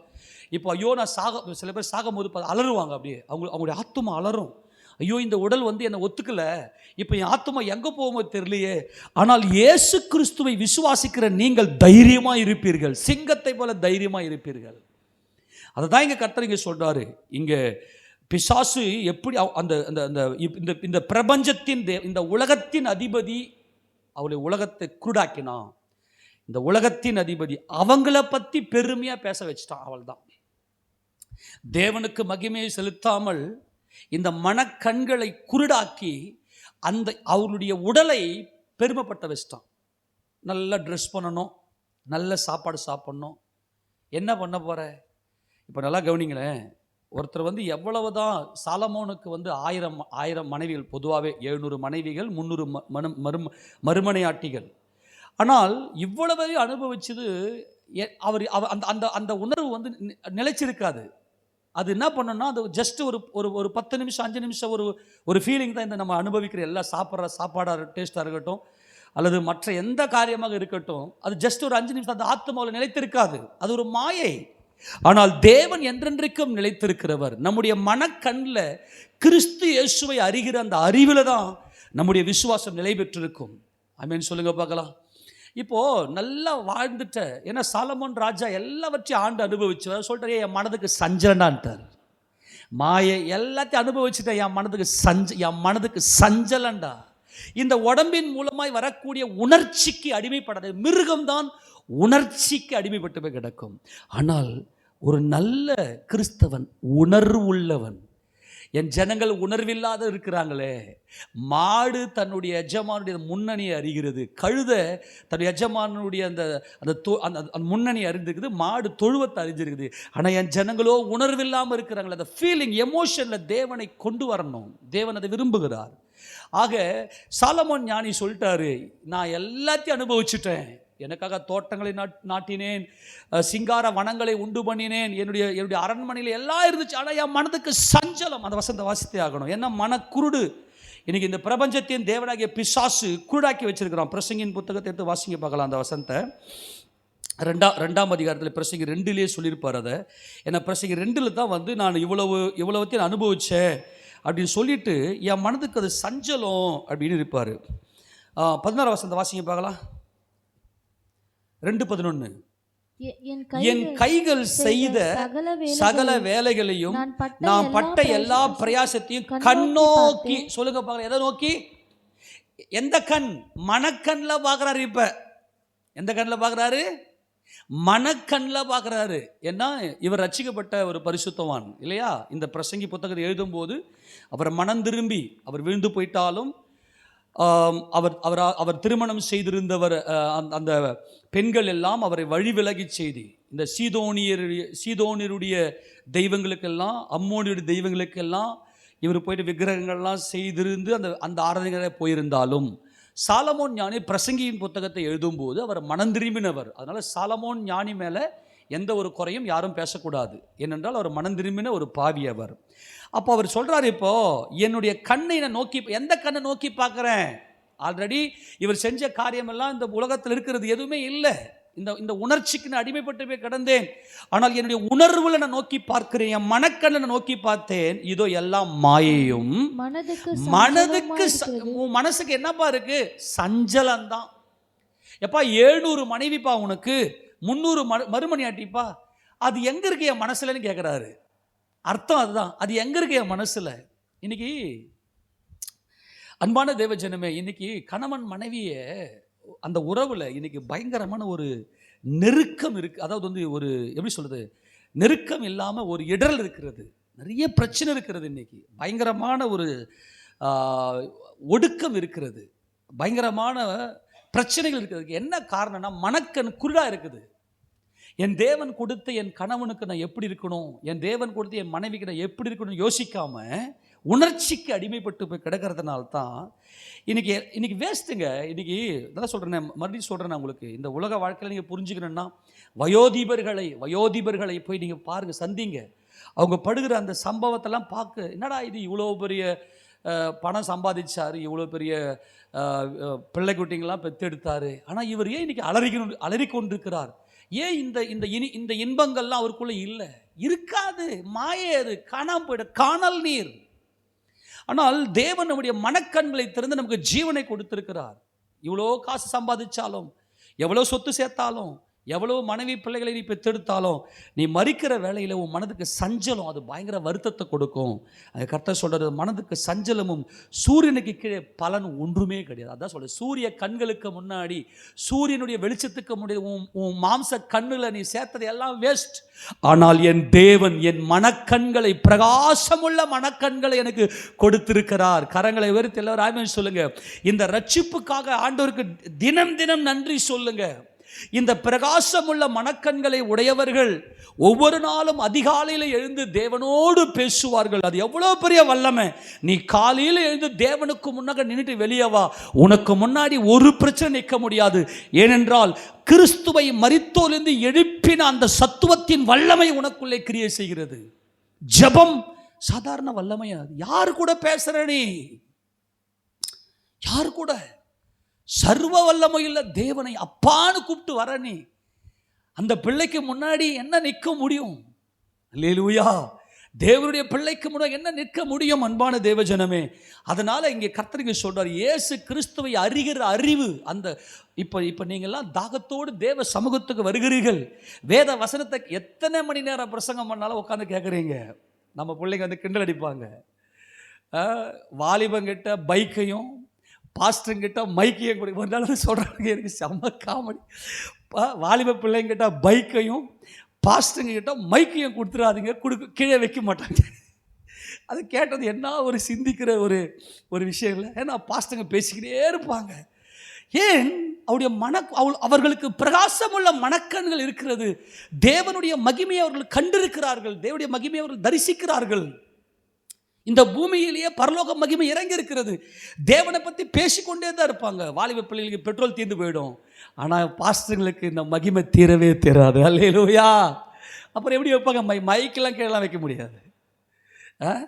சில பேர் டைம் கொஞ்சம் 5 நிமிஷம் எக்ஸ்ட்ரா ஆயிடுச்சு, திரும்பி பார்த்துனே. எல்லாமே மனதுக்கு சஞ்சலம். ஆனால் என் கர்த்தர் எனக்கு மனதுக்கு மகிழ்ச்சி, என் மனதுக்கு அவர் புத்துணர்ச்சி, எனக்கு மகிழ்ச்சியை கொடுக்கிறார், எனக்கு சந்தோஷத்தை கொடுக்கிறார். என் தேவனை நினைக்கிற போது அது பெரிய மனமகிழ்ச்சி. அந்த மனமகிழ்ச்சி தான் நமக்கு நித்திய ஜீவன். அதை தான் சொல்லிக் கொடுக்கிறேன். கிறிஸ்துவுக்குள் சந்தோஷமாக இருங்கள். நான் மறுபடியும் சொல்லுகிறேன், கர்த்தருக்குள் எப்போதும் சந்தோஷமாக இருங்கள் என்று சொல்லி அப்போஸ்தலன் பவுல் இந்த சந்தோஷத்தை, அந்த மனக்கண் திறக்கப்பட்டிருக்கிறதை அவர் எப்போதுமே நினைவுபடுத்தி கொண்டே இருக்கிறார். ஆக இந்த பிரகாசம் அது கிறிஸ்து இயேசுவை பற்றின வெளிச்சம். அவர்தான் ஒளி.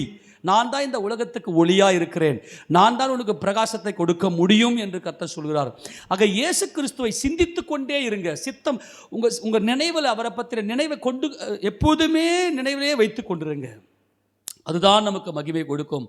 அதுதான் இயேசு கிறிஸ்துடைய திவ்ய சுபாவத்துக்கு நம்மை பங்காக மாற்றும். இப்போ விசுவாசத்தை குறித்த இன்னொரு ஆழமான விஷயத்தை சொல்லுகிறேன். ஒரு விசுவாசி என்றால் என்ன அப்படின்னா, இந்த மாம்ச கண் மூடப்பட்டவன், சூரியனுக்கு கீழே இருக்கக்கூடிய இந்த காட்சிகளுக்கு செத்தவன்.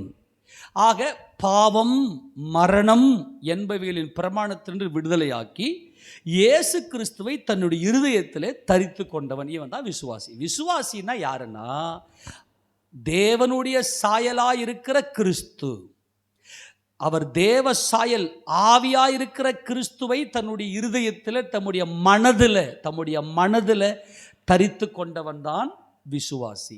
இந்த விசுவாசிகளுக்காகத்தான் நித்திய ஜீவன். ஆமென் சொல்லாமா? 2 மனுஷன் வா. ஒன்று பழைய மனுஷன், இன்னொன்று இது முந்தின ஆதாம். இப்போ பிந்தின ஆதாம் ஆகிய கிறிஸ்து. என்னுடைய மனம் என்ன செய்யுதுன்னா, கூடு விட்டு கூடு பாயுது. இதுதான் விசுவாசம். விசுவாசம்னா என்னன்னா, கூடு விட்டு கூடு பாயிருது. இந்த மனுஷனை அப்படியே மறந்துட்டு கிறிஸ்து இயேசுவை நம்முடைய இருதயத்துக்குள்ளே நாம் தரித்து கொள்ளுகிறோம். இப்போ அவர் தரித்து கொண்டோம்னா எந்த காட்சியும், இந்த உலகத்தில் காண்கிற எந்த காட்சியும் நம்முடைய இருதயத்துக்குள்ள போகக்கூடாது. போயிருச்சுன்னாவே அது உலகம், நீ உலகத்தான். ஆமென் சொல்லாமா? ஆக ஆவியின் பிரமாணம் தான் கிறிஸ்துவின் பிரமாணம். அதுதான் விசுவாசி. விசுவாசினா என்னன்னா, ஆவியாயிருக்கிற இயேசு கிறிஸ்துவை தன்னுடைய மனதில் வைத்து கொண்டவன். அதுதான் ஏசாயா புத்தகத்தில் கேட்கல, என்னை உங்கள் மனசில் வைக்க மாட்டீங்களே, உங்கள் நினைவில் என்னை நீங்கள் வைக்கலையே. இதெல்லாம் நம்ம பல முறை பார்த்துட்டோம் இல்லையா? உன் மனதில் என்னை நினைக்கலையேன்றாரு. ஆக ஒரு விசுவாசினா யாருன்னா, இந்த உடலை பலியாக்கினவன். இயேசு கிறிஸ்துவை நீ உன் இருதல் தரித்து கொண்டாதான் இந்த உடம்பை பலியாக்க முடியும். இயேசு ராஜாவுக்குள்ள பிதா இருந்தார், அதனால அவருடைய மாம்ச சரீரத்தை எனக்காக பலியாக்கினார். அதே போல இயேசு கிறிஸ்து தான் என்னுடைய ஜீவன். அவரை என்னுடைய இருதயத்துக்குள்ள நான் தரிக்கும் போது நான் இந்த பாவத்திலிருந்து நான் விடுதலையாக்கப்பட்டிருக்கிறேன். பாவம்னா எது? நான் ஆண் நான் பெண் என்பது பாவம். தேவனுடைய ஆண் நான், தேவனுடைய பெண் நான் என்பது விசுவாசம். புரிஞ்சு போச்சா? இப்ப என்ன, இந்த ஆண் உடலையும் பெண் உடலையும் பலியாக்குகிறேன். தேவனுடைய ஆண் என்று தேவனுடைய பெண் என்று சொல்லும்போது பலியாகும். இதுதான் ரோமர் 8ஆம் அதிகாரம் 1ஆம் வசனத்தை வாசிக்கலாம். ரோமர் 8:1 வாசிங்க. ஆனபடியால் கிறிஸ்து இயேசுவுக்கு உட்பட்டவர்களாய் இருந்து மாம்சத்தின்படி நடவாமல் ஆவியின்படியே நடக்கிறவர்களுக்கு ஆக்கினை தீர்ப்பு இல்லை. நல்லா கவனிக்கணும். இப்ப ஆக்கினை தீர்ப்புனா என்ன? தண்டனை இல்லையா? யாருக்கு தண்டனை இல்லையா? இந்த உணர்ச்சிக்கு அடிமைப்படாதவர்கள். இப்போ வெளியில் இருக்கிற யாருமே எனக்கு பிரச்சனை கிடையாதுங்க. நிறைய பேர் மற்றவங்களை கை காட்டுவாங்க, அவங்களால தான் எனக்கு பிரச்சனை, என் மருமகனுக்கு ஒரே பிரச்சனை, என் மாமியார் ஒரே பிரச்சனை, என் வீட்டுக்காரர் ஒரே பிரச்சனை, என் பிள்ளைங்க எனக்கு ஒரே பிரச்சனை. அவங்க பிரச்சனையே கிடையாது. இவங்களுக்கு மனக்கண் குருடு, செத்து போய்க்கிறாங்க. இப்படி மனக்கண்ணில் குருடாக்கப்பட்டவங்க, பிரகாசம் உள்ள இந்த மனக்கண் அவங்களுக்கு இல்லாதபடினாலே மற்றவர்களை கை நீட்டுவார்கள். இப்போ வேதம் நமக்கு தெளிவாக சொல்லுது, ஆனபடினாலே கிறிஸ்து இயேசுவுக்கு உட்பட்டவளாக இருந்து எதின்படி நடவாமல், மாம்சத்தின்படி நடவாமல், எதின்படி நடவாமல், மாம்சத்தின்படி நடவாமல், ஆவியின்படியே நடக்கிறவர்களுக்கு ஆக்கினை தீர்ப்பில்லை. நான் சர்ச்சுக்குள்ள வரேன், நான் ஞானஸ்நானம் எடுத்துட்டேன், நான் ஊழியம் செய்யறேன், இதெல்லாம் கர்த்தருடைய கணக்குல ரெண்டாவது தான் எடுப்பாரு. முதல்ல மாம்சத்தின்படி நீ நடவாம இருக்கிறியா, உன்னுடைய அறிவுக்கு நீ உன் ஆத்மா செத்து போயிருக்கா, இந்த பழைய மனுஷனை புறம்பே தள்ளி இருக்கிறியா, இந்த பழைய மனுஷனை நீ புறம்பே தள்ளி இருக்கிறியா. நாம் இனி பாவத்துக்கு ஊழியம் செய்யாதபடிக்கு நம்முடைய பாவ மனுஷன் ஒழிந்து போகும் பொருட்டாக நம்முடைய பழைய மனுஷன் அவரோடு கூட சிலுவையில் அறையப்பட்டதாக இருந்திருக்கும். பழைய மனுஷன் யாருன்னா, நான் தான், இந்த அறிவு தான் எல்லாம்னு சொன்னான் பார்த்தியா, அவனுக்கு செத்து போயிட்டு நம்முடைய இருதயம் கிறிஸ்து இயேசுவை தரித்து கொண்டது. எப்படி? 2ஆம் வசனம் வாசிங்க. கிறிஸ்து இயேசுவினாலே ஜீவனுடைய ஆவியின் பிரமாணம். யாரால சொல்லுங்க, யாரால? கிறிஸ்து இயேசுவினாலே ஜீவனுடைய ஆவியின் பிரமாணம் என்னை பாவம் மரணம் என்பவைகளின் பிரமாணத்தினின்று விடுதலையாக்கிற்றே. முந்தின ஆதாம் ஜீவாத்துமாவானான் என்று எழுதியிருக்கிறது, பிந்தின ஆதாம் உயிர்ப்பிக்கிற ஆவியானார். 2 ஆதாம், நல்லா கவனிங்க, 2 ஆதாம். ஆதாம் அப்படின்னா ஆண் பெண் தான் ஆதாம். இஷாக் என்பதுதான் ஆண் பெண். இஷ் என்றால் ஆண், இஷாக் என்றால் பெண். ஆதாம் என்றால் ஆண் பெண், ரெண்டுமே உள்ள அடங்கும். இப்போ முந்தின ஆதாம் என்பது இந்த ஆண் உடல், இந்த பெண் உடல். இப்போ பிரச்சனையே எது? நம்முடைய மனதை நாம தான் கண்ட்ரோலாக வச்சுக்கணும். கிறிஸ்து இயேசுவினாலே ஜீவனுடைய ஆவியின், இயேசு கிறிஸ்து அப்படின்னாவே அவர் ஆவியானார். கர்த்தரே என்ன ஆனார்? ஆவியானார். அவர் தான் தேவனுடைய குமாரன். இயேசு கிறிஸ்து 3ஆவது நாளில் அவர் மகிமை அடைஞ்சார். அவருக்கு உடல் இருந்தது, இதே இந்த உடல் தான், ஆனால் அது ஆவியின் உடல். என்னை தொட்டு பாருன்னார். அவரை தொடலாம், அந்த ஆவியின் உடலை தொடலாம், அந்த மகிமையின் உடலை தொடலாம். என்னுடைய விழாவில் என்னுடைய எலும்பில் கைவிட்டு பார் அப்படின்னாரு தோமாவை பார்த்து. அப்போ எலும்பு இருக்கிறது, ஆனால் மகிமை அடைஞ்சிருக்குது. அது எப்படி இருக்குன்னு தெரியல. இப்போ நல்லா புரிஞ்சுக்கணும். கிறிஸ்து இயேசுவினாலே, என்ன பாருங்களேன், கிறிஸ்து இயேசுவினாலே ஜீவனுடைய ஆவியின் பிரமாணம் என்னை பாவம் மரணம் என்பவைகளின் பிரமாணத்தின்று விடுதலையாக்கிற்றே. இதுதான் கிறிஸ்தவம். என்ன நான் வெறுத்திருக்கணும், கிறிஸ்துவ இருந்து தரித்திருப்பேன்னா என் மனைவிக்காக நான் செத்துருவேன், என் பிள்ளைங்களுக்காக நான் சாகணும், என் சபையாருக்காக நான் சாகணும், ஜனங்களுக்காக நான் உழைக்கணும். ஆனால் என் மனக்கண் ஒரு மனிதனுக்கு மனக்கண் குருடா இருக்கும்னா மற்றவங்களை சாவடிப்பான், உயிரை எடுப்பான், உயிரோடவே உயிரை எடுப்பான், ஒரே குடைச்சல் கொடுப்பான். நீ சரியில்லை, நீ சரியில்லை, நீ சரியில்லை, நீ சரியில்லைன்னு எல்லாரையும் கை காட்டி உட்காந்துருப்பான். இவன் செத்து போனவன். ஆனால் விசுவாசி என்றால், நான் மறுபடியும் சொல்லுகிறேன், கிறிஸ்து இயேசுவினாலே ஜீவனுடைய ஆவியின், இவன் மனக்கண் திறந்தவன். இவன் எப்படிப்பட்டவன்? மனக்கண். இந்த கண் என்பது பூரண விசுவாசம். பூரண விசுவாசம், எல்லாம் தேவனே என்பதுதான் இந்த மனக்கண். இந்த 4 ஜீவன்கள், இந்த 4 ஜீவன்களுக்கு ஒவ்வொன்றுக்கும் 6 சிறகுகள். அந்த சிறகுல உள்ளும் புறம்பும் கண்கள். இந்த உள்ளும் புறம்பும் கண்கள் என்பது மனக்கண் திறக்கப்பட்டவர்கள். இந்த 4 ஜீவன்கள் என்பது பூரணமாக்கப்பட்ட புதிய ஏற்பாட்டு சபையினுடைய பூரண விசுவாசம், பரிபூர்ண விசுவாசம், நிறைவு. இந்த 4 ஜீவன்களும் உள்ளும் புறம்பும் கண்கள். இந்த கண்கள் என்பது பூரண விசுவாசம் என்று நாம் ஸ்டடி பண்ணும்போது தெளிவாக பார்த்தோம். ஆமேனா? கண் திறக்கப்பட்டவன். நம்ம எல்லாம் யாருன்னா கண்கள் திறக்கப்பட்டவர்கள். நம்முடைய ஆத்துமாவில் மனக்கண் திறக்கப்பட்டவர்கள். சிறகு என்பது ஜீவியம். நம்முடைய ஜீவியத்தில் உள்ளும் புறம்பும் கண்களால் நிறைந்திருக்கிறது. அந்த ஜீவன்களுக்கு உள்ளும் புறம்பும் என்பது, உள்ளும் என்பது அன்பில் பரிசுத்தம், தேவனுடைய அன்பை நோக்கி பார்ப்பது. புறம்பே என்பது குற்றமில்லாத, அன்பு இருக்க வேண்டும், குற்றம் இல்லாதிருக்க வேண்டும். அன்பு என்பது பரிசுத்தம், அதாவது அன்பில் பரிசுத்தம். குற்றம் இல்லாத என்பது என் சகோதரனுக்காக என்னையே நான் பலியாக ஒப்பு கொடுக்கிறேன். ஆக இதுதான் 24 மூப்பர்கள், 4 ஜீவன்கள். இது நம்முடைய ஜீவியம். 4 ஜீவன்கள் என்பது ஜீவனுள்ள வாழ்க்கை. 4 ஜீவியம், அதுதான் நம்முடைய ஜீவியமாக இருக்கிறது. அது உள்ளும் புறமும் கண்கள். இது மனக்கண்கள் திறந்தது. தேவனே இதை நமக்கு செய்கிறார். அந்த வசனத்தை வாசிக்கலாம். வெளிப்படுத்தின விசேஷம் 4வது அதிகாரத்தில் எங்கிருந்து வாசிக்கணும்? 6ஆம் வசனத்தை வாசிக்க பார்க்கலாம். அந்த சிங்காசனத்துக்கு முன்பாக பளிங்குக்கு ஒப்பான கண்ணாடி கடல் இருந்தது. அந்த சிங்காசனத்தின் மத்தியிலும் அந்த சிங்காசனத்தை சுற்றிலும் 4 ஜீவன்கள் இருந்தன. அவைகள் முன்புறத்திலும் பின்புறத்திலும் கண்களால் நிறைந்திருந்தன. இந்த முன்புறம் பின்புறம், இந்த உள்ளும் புறம்பும், முன் பின். இந்த முன் பின் என்பது, இப்போ எனக்கு முன்னாடி தான் கண்ணு இருக்கு, பின்னாடி கண்ணு கிடையாது. எனக்கு பின்னாடி என்ன நடக்குதுன்னு தெரியாது. நல்லா கவனிக்கணும். ஒரு பூர்ணமாக்கப்பட்ட புதிய ஏற்பாட்டு விசுவாசி, பூர்ண விசுவாசிக்கு எதுவுமே மறைபொருளே கிடையாது, எல்லாம் வெளியரங்கம். ஆக எங்கும் தேவனை காண்பது, எல்லா இடத்திலும் இந்த உள்ளும் புறம்பும் அல்லது முன்புறத்திலும் பின்புறத்திலும் கண்களால் நிறைந்திருந்தன. இந்த முன்புறத்திலும் பின்புறத்திலும் கண்களால் நிறைந்திருப்பது என்பது குமாரத்துவம்.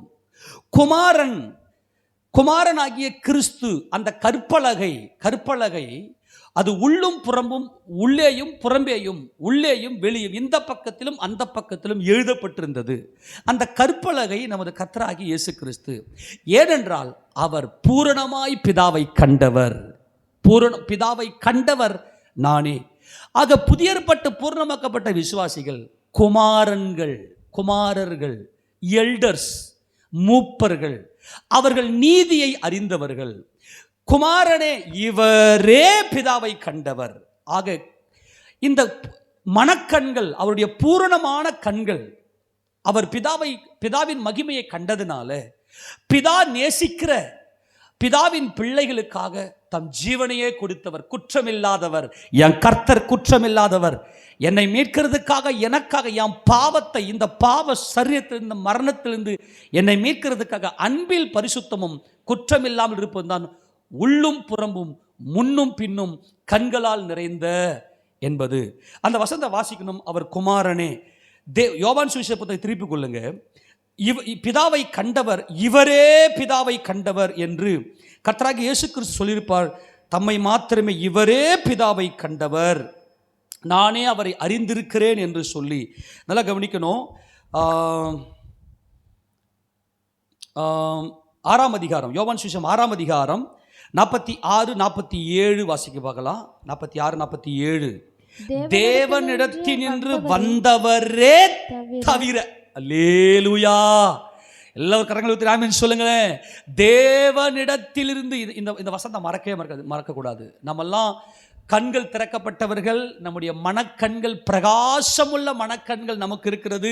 மாம்ச கண் மூடிவிட்டது. இந்த உலகத்தில் இது எங்கள் அம்மா, இது எங்கள் அப்பா, இது என் தம்பி, என் தங்கச்சி, அப்படி அல்ல. மனக்கண் திறந்தவங்க எல்லாருமே எனக்கு அம்மா. என் அம்மா வயசில் இருக்கிற எல்லாரும் எனக்கு அம்மா. என் அக்கா வயசில் இருக்கிற என்னோட பெரியவங்க எல்லாம் எனக்கு அக்கா. எனக்கு பெரியவங்களா இருக்கிற எல்லாம் எனக்கு அண்ணன். எல்லாம் என் தேவனுடைய சாயலை சிருஷ்டிக்கப்பட்டவர்கள். அன்பாய் சொல்லுகிறேன் தேவனுடைய ஜனமே, இந்த கிறிஸ்துவம் என்பது, கண் திறக்கப்பட்டவர்கள் என்பது அன்பு. அந்த குடும்பத்தில் அன்பு இருக்கும். நான் பலியாகிறேன், நான் சாகிறேன். இந்த உலகத்தில் இருக்கிற வரைக்கும் நான் உனக்காக நான் உழைக்கிறேன், உனக்கு நான் ஊழியம் செய்கிறேன். இதுதான் பிதாவை கண்டவர். அங்க சொல்ல தேவனிடத்திலிருந்து வந்தவரே தவிர வேற ஒருவனும் பிதாவை கண்டதில்லை. கரங்களை தட்டி இயேசு ராஜாவுக்கு மகிமை செலுத்தலாம். வேற ஒருவருமே பிதாவை பார்க்க முடியாது. ஏனென்றால் அவர் குமாரன், அவர் தேவன், அவர் தேவனிடத்திலிருந்து வந்தவர், அவரே பிதாவை கண்டவர். ஆக இந்த கண்களை சத்துரு ஏதேனிலே குருடாக்கி இருந்தாலும் தேவன் தம்முடைய இரக்கத்தினாலே கிறிஸ்து இயேசுவை மரித்தோரிலிருந்து எழுப்பின அந்த சத்துவத்தின் வல்லமை உங்க மனசுக்குள்ள தேவனுடைய வல்லமை இருக்கிறது. அதனால தான் காலையில் எழுந்து பிதாவை காண்கிறீர்கள். அல்லேலூயா. ஜபம்னா என்னன்னு சொன்னேன். Very good. கர்த்தர் உங்களை ஆசீர்வதிப்பார். மனமகிழ்ச்சியா இருக்குது. ஜபம்னா என்னன்னு சொன்னதுமே தேவ சிந்தைன்னு சொன்னீங்களே, அதுக்காகவே தேவன் உங்களை நேசிக்கிறார், உங்களை விரும்புகிறார். நீங்க தேவனை பார்ப்பீர்கள். ஆமென் சொல்லாமா? ஏன் தெரியுமா? ஜபம் என்பது என்ன? ஜபம்னா என்னன்னா ஏதோ நான் கொஞ்ச நேரம் பேசிட்டு வந்துட்டு அப்படியே இல்லை. அவரை கண்டு கொண்டே இருப்பது. அல்லேலூயா. இந்த பூமியில அவரை பார்த்துக்கினே இருப்பது, பிதாவை பார்த்து கொண்டே இருப்பது. உள்ளும் என்பது பிதாவை பார்ப்பதும், புறம்பே என்பது பிதாவின் அன்புக்குரியவர்களுக்காக பலியாவதும். குற்றமில்லாத வாழ்க்கை. என் சகோதரர்களுக்காக நான் ஊழியம் செய்யணும். மனுஷகுமாரனாகிய குமாரன் பிதாவை கண்டவர். நான் ஊழியம் கொள்ளும்படி வராமல் நான் ஊழியம் செய்யவும் அநேகரை மீட்கும் பொருளாக என்னையே ஒப்பு கொடுக்கவும். இந்த தெருவுலலாம் போய் வேலை செய்யுங்க. தெருவில் சாணி கெடுக்குதா, எடுத்து ஓரம் போடுங்க. முள் இருக்குதா, யாருக்காலையோ பற்றும், எடுத்து ஓரம் போடுங்க. மழை தண்ணி தேங்கி இருக்குதா, ஐயோ ஜனங்கள்லாம் நடந்து போகிறாங்களே, அவங்க தேவ பிள்ளை, இறங்கி வேலை செய்யுங்க. நம்முடைய பிள்ளைங்களை ஊர் வேலை வாங்குங்க. டே நம்ம வேலை இருக்கட்டும்டா, நீ போய் ஊர் வேலை போய் செய்டா. அது குற்றமில்லாத, அதுதான் கண்களால் நிறைந்த அனுபவம். உள்ளும் என்பது என் பிதாவை காண்பது. அவரை ஒருவரை காணல, ஆனால் இயேசு கிறிஸ்துவை தங்கள் இருதயத்தை தரித்து கொண்டவர்கள் பிதாவை கண்டு கொண்டிருக்கிறார்கள். இந்த பூமியிலே தேவ பிரசன்னம் இறங்கி இருக்கிறது. அல்லேலூயா. கர்த்தருடைய பரிசுத்த நாமம் மகிமைப்படுவதாக. நீங்கள் ஜெபிக்கிறவர்கள், இயேசு கிறிஸ்துவின் நாமத்தில் தேவனை நோக்கி பார்க்கிறவர்கள். உங்கள் கண்கள் தேவனை காண்கிறது. மனக்கண் திறந்தவனா ஜெபிச்சுக்கினே இருப்பான். ஜபம்னா எல்லாத்தையும் விட்டு வந்து உட்காந்துருவான். எப்பவுமே நம்ம இப்போ பார்த்தீங்கன்னா, இப்போ தேவ பிரசன்னத்துக்குள்ளே வந்ததும் நம்ம சாப்பாடெல்லாம் ஆயத்தப்படுத்தி வச்சுட்டு எல்லாத்தையும் ரெடி பண்ணி வச்சுட்டு, ஏன்னா இப்போ சில வேலைகளில் நம்ம ஆராதனை நடக்கும்போது இந்த சமையல் வேலைலாம் நடக்கக்கூடாது. நீங்கள் என்ன பண்ணுங்க, நீங்கள் வேலைலாம் செஞ்சுட்டு வரீங்க சகோதரர்கள், இது உங்கள் தலைமையில் வந்து வச்ச ஊழியம். இந்த ஜீவவாசல் உபதேசத்துக்கு உங்கள் தலைமையில், உங்கள் சந்ததியின் தலைமையில் பரிபூர்ணமாய் இதை தேவன் கொண்டு வருவார். உங்கள் அன்பாய் சொல்லுகிறேன், நல்லா இன்னும் கொஞ்சம் உற்சாகப்படுங்க. கொஞ்சம் உங்கள் கண்கள் திறப்பதாக. என் சகோதரனுக்காக, என் சகோதரர்களுடைய போஜனத்துக்காக காலையில் வந்து, இப்போ நான் என்ன சொல்கிறேன், போன வாரம் கொஞ்சம் மிஸ் ஆயிடுச்சு இல்லையா, கொஞ்சம் டைம் டிலே ஆயிடுச்சு, மழை பெஞ்சிருச்சு, விறகெல்லாம் நனைஞ்சு போச்சு, ஒரே கண் எரிச்சல், நிறைய பிரச்சனைகள் இருந்துச்சு. எங்கேயோ தவறு நடக்குது ஆண்டவரேன்னு உள்ளுக்குள்ளே இருந்தேன். அன்பான தேவஜனமே, உங்கள் ஊழியம், நம்முடைய ஊழியம், இது அன்பில் பரிசுத்தமும் குற்றமில்லாமல் இருக்கிற ஒரு வாழ்க்கை. உண்மையாக சொல்கிறேன், நம்ம நார்மலாக வீட்டில் நான் சாப்பிட்றதுக்கும் ஐக்கிய விருந்து சாப்பிட்றதுக்கும் நிறைய டிஃப்ரெண்ட் இருக்கும். நல்லா அவ்வளோ டேஸ்ட்டாக இருக்கும் சாப்பாடு, நல்லா இருக்கும் சாப்பிட்றதுக்கு, உண்மையிலேயே நல்லாயிருக்கும். இதெல்லாம் உங்கள் தலைமையில் தேவன் இந்த ஆசீர்வாதத்தை உங்கள் தலைமையில் தேவன் சுமத்துவார். தேவனுடைய பிள்ளைகள் நல்லா சாப்பிட்டு இளைப்பாறும்படியாக கஷ்டப்படுறீங்க. அதில் உங்களுடைய கரிசனை, உங்களுடைய சிந்தனையை அந்த சாப்பாட்டில் வைக்கிறீங்க. வரக்கூடிய பிள்ளைகள் எல்லாம் நல்லா சாப்பிட்ணும் அப்படின்னு சொல்லி டைம் ஸ்பெண்ட் பண்ணி, இதை ஒரு பெரிய விஷயம் என்னன்னா, ஒருமனப்பட்டு செய்கிறீங்க. அதை நான் தான் செய்வேன் அப்படின்னு இல்லாமல் ஒருமனப்பட்டு. அது என்னவென்று சொன்னால், அன்பான தேவஜனமே, நீங்கள் நினைக்கலாம், தேவனுடைய சிங்காசனத்துக்கு முன்பதாக இந்த 4 ஜீவன்கள் இருக்கிறது. யார் இந்த ஜீவன்கள்னு அது நீங்கள் தானே, உங்களுக்கு தெரியாது. நீங்கள் அங்கே போய் நிற்கும் போது பார்ப்பீங்க, அப்பா நான் செஞ்சனே அந்த சாப்பாடு எதுக்கு? அது நல்லா கவனிங்க. நான் தேவனை கண்டிருக்கிறேன், என் மனக்கண்ணில் என் தேவன் இருக்கிறார், என் தேவனை நான் தரிசித்து கொண்டிருக்கிறேன். இது எப்படி வெளிப்படும்? உன் சகோதரனுக்காக நீ பலியாகிறியே, உன் மனைவியினுடைய உணர்வை நீ புரிஞ்சிக்குவே. என்னால் முடியலப்பா, ஏய் என்ன இது சாப்பாடையா செய்யலை, என்னால் முடியல பண்ணும் போதே என் மனைவிக்கு எவ்வளோ வலி இருக்குன்னு போய் அந்த ஃபீல் எத்தனை உணர்வு பாரு, அதில் இருக்கு ஜீவன். என் மாமியாருக்கு உடம்பு முடியல, என்னுடைய மாமனாருக்கு உடம்பு முடியல, என் மாமனார் காலோடு போயிட்டாரு, நான் போய் அவரை குளிப்பாட்டுறேன், அதில் இருக்குங்க ஜீவன். அதாங்க ஜீவன். உள்ளும் புறமும் கண் நிறைஞ்சிருக்கணும். நைட்டு எனக்கு ஒரு கனவு வந்துச்சு. எனக்கு என்னென்னா, நம்ம சவர் ராஜா இருக்கார் இல்லையா, சவர் ராஜா அவங்க அம்மா இருக்கிறாங்க. எனக்கு இப்போ தான் ஞாபகத்து வருது எனக்கு. அப்படி இருக்கும்போது அவருக்கு தாடியெல்லாம் நிறைய இருக்குது, தாடி மீசல் நிறைய வளர்ந்துட்டுருக்குது. அவர் டாய்லெட் போயிட்டு இருக்கிறாரு. ராஜாவுடைய அம்மா அவங்க என்ன பண்ணுறாங்கன்னா, அவர் மடியில் கழட்டின்னு இருக்கிறாங்க. நான் என்ன பண்ணுறேன், நான் அங்கே நிற்கிறேன், இவருக்கு ஷேவ் பண்ணணுமே அப்படின்னு சொல்கிறேன். நான் ஷேவ் பண்ணுறேன், நீங்கள் குளிப்பாட்டி கூட்டின்னு வாங்கன்றேன். நான் ஷேவ் பண்ணுறேன், நான் எல்லாத்தையும் ரெடி பண்ணுறேன், குளிப்பாட்டி கூட்டின்னு வாங்க. குளிப்பாட்டினம்மா அப்படின்றாங்க. நான் உட்காந்து யோசிக்கிறேன், எனக்கு இப்போ தான் சக்கு ஞாபகத்து வருது எனக்கு, அவர் குளிப்பாட்டணுமா அப்படின்றேன். அப்போ தான் நான் யோசிக்கிறேன், காலையில் எதுக்கு இந்த கனவு வந்துச்சு எனக்கு தெரியலையேன்னு. அவருக்கு சேவை செய்யணும் தெரியுமா? நிறைய பேர் தெரிய மாட்டேங்குது. நம்ம ஒரு ராஜாவுக்கு சபையில் இருக்கிற நம்மளாம் சேவை செய்யணும். எனக்கு இப்போ சக்குன்னு இது உணர்த்துறார் ஆண்டவர். அப்போ நான் என்ன பண்ணுறேன்னா, அவர் கொஞ்சம் டாய்லெட் போயிட்டு இருக்கிறாரு, ஸ்மெல் வருது, நீங்கள் அவர் கொஞ்சம் கழுவி கூட்டின்னு வந்துடுங்க, நான் ஷேவ் பண்ணுறேன் அப்படின்னு நான் போய் பிளேட்லாம் எடுத்து நான் ரெடி பண்ணுறேன். அவருடைய தாடிலாம் பார்த்தா பெருசாக நல்ல தெளிவாக தெரியுது எனக்கு. ஸோ ஒரு ஜானுடைய அம்மா, நம்மளாம் நினைக்கிறீங்க நீங்கள் ஏதோ சாதாரணமாக நடக்குதுன்னு நினச்சி, எல்லாமே தேவனுடைய திட்டம். நம்ம ஆட்களுக்கு இதெல்லாம் கண்ணுக்கு தெரில. ஆனால் யாருடைய மனக்கண், விசுவாசிக்கு மட்டும்தான் இதெல்லாம் உத்து யார் பலவீனம், யார் ஒன்றும் இல்லை, இதெல்லாம் நம்ம என்ன பண்ணணும், ஒத்து கவனிக்கணும். இப்போது ஏசப்பா நாமத்துக்கு மகிமையாக நான் தவறு செய்திருக்கிறேன், என்ன தவறு செய்திருக்கிறேன், வருஷத்தில் விதவைகளுக்கெல்லாம் ட்ரெஸ்ஸு கொடுப்பேன், ஆனால் அவருக்கு நான் கொடுக்க மறந்துட்டேன்றது எனக்கு வலியாக இருக்குது. இப்போ தான் ஆண்டவரே நான் தவறு செய்து விட்டேன், என்னை மன்னியும். அவருக்கு நான் ட்ரெஸ் எடுத்து கொடுத்துருக்கணும், நான் தவறு செய்து விட்டேன். வருஷத்துக்கு ஒரு தரமாவது நம்ம ஏன்னா நமக்கு சபையில் இருக்கிற எல்லாருக்கும் ட்ரெஸ் எடுத்து கொடுக்கணுன்றது எனக்கு ரொம்ப வாஞ்ச. ஆனால் அதுக்கான முடியல, இப்போதைக்கு நமக்கு முடியல, ஆனால் கர்த்தர் செய்வார். அதனால் வருஷத்துக்கு ஒரு முறையாவது நம்ம சபையில் இருக்கிற விதவைகளுக்கு ட்ரெஸ் எடுத்து கொடுப்போம். அதில் நான் சகோதரனை மறந்துட்டேன்றது இப்போ எனக்கு இங்கே தான் வலிக்குது எனக்கு. இப்போ அது நான் என்னன்னே தெரியல. அவருக்கு நான் சேவை செஞ்சுருக்கணும். அவருக்காக நான் ஜெபிப்பேன், கர்த்தருக்கு ஸ்தோத்திரம், அவருடைய பேரை சொல்லி ஜெபிப்பேன். ஆனால் மாம்சத்தின் செயல்பாடில் அவருக்கு நான் சேவை செஞ்சுருக்கணும். கர்த்தருடைய நாம மகிமைப்படும். நான் ஏற்கனவே அறிக்கை பண்ணியிருக்கிறேன். சகோதரி ஜானுடைய அம்மா இப்போ இருக்கிறாங்க, சகோதரி ராஜாவை பார்த்துக்கிறாங்க. ஒருவேளை ஜானுடைய அம்மா ஏசப்பாவுடைய அந்த சமூகத்துக்கு ஒருவேளை எடுத்து வயசாயிட்டு தான் சொல்கிறார், ஏசப்பா அவருக்கு தாமதிக்கும், அவரை சபை பார்த்து கொள்ளும், அது என்பது உண்மை. சபை பார்த்துக்கணும். அதை ஏன்னா தேவ சாயலில் படைக்கப்பட்ட மனுஷன். கர்த்தருடைய பரிசுத்தை நாம் மகிமைப்படுவதாக. தேவனை கண்டவர் பிதாவே. அதனால் யாரு மேலே தயவு செய்து குறை மட்டும் சொல்லிடாதீங்க, அது தேவனையே தூஷிக்கிறது. அது ஆக இந்த 4 ஜீவன்கள் என்பது சபையில் தேவனுடைய சாயலில் சிருஷ்டிக்கப்பட்ட சகோதரர்களுக்காக நீங்கள் பட்ட பிரயாசங்கள். பாய் போடுறீங்க, பெருக்குறீங்க, பிள்ளைங்களை ஊக்குவிக்கிறீங்க. முன்னாடிலாம் பார்த்தோன்னா வாலிப பிள்ளைங்களை, பெண் பிள்ளைங்களை ரொம்ப உற்சாகமாக இருப்பாங்க. இப்போல்லாம் சோர்ந்து போயிட்டாலுங்க. என்ன, அதுக்கு நிறைய காரணம் இருக்கிறது. அதுதான் நம்ம ஜெபம் பண்ணியிருக்கிறோம். அந்த பிள்ளைகளை பார்த்தீங்கன்னா எனக்கு ரொம்ப சந்தோஷமாக இருக்கும். காலையில் வந்து இந்த பிள்ளைங்க பெருக்கிறதும், சாமான் தேய்க்கிறதும், அப்புறமா எல்லாத்தையும் ஒழுங்குபடுத்துறதுமா அப்படியே ஒரு விழாக்கோலம் மாதிரி இருக்கும் ஞாயிற்றுக்கிழமை. இப்போல்லாம் பார்த்தோன்னா கொஞ்சம் சோர்ந்து போன மாதிரி இருக்குது. கர்த்தர் நம்மளை உயிர்ப்பிப்பார், ஆமென் சொல்லுங்க பார்க்கலாம். இந்த பிள்ளைங்களெல்லாம் உற்சாகப்படுத்துவார். அதுக்கு சபையில் இருக்கிறவங்க எழும்பணும். இந்த பிள்ளைங்களெல்லாம் கூப்பிட்டு பேசணும். யாரெல்லாம் சோர்ந்து போயிருக்கிறாங்களோ அவங்களெல்லாம் கூப்பிட்டு பேசணும்.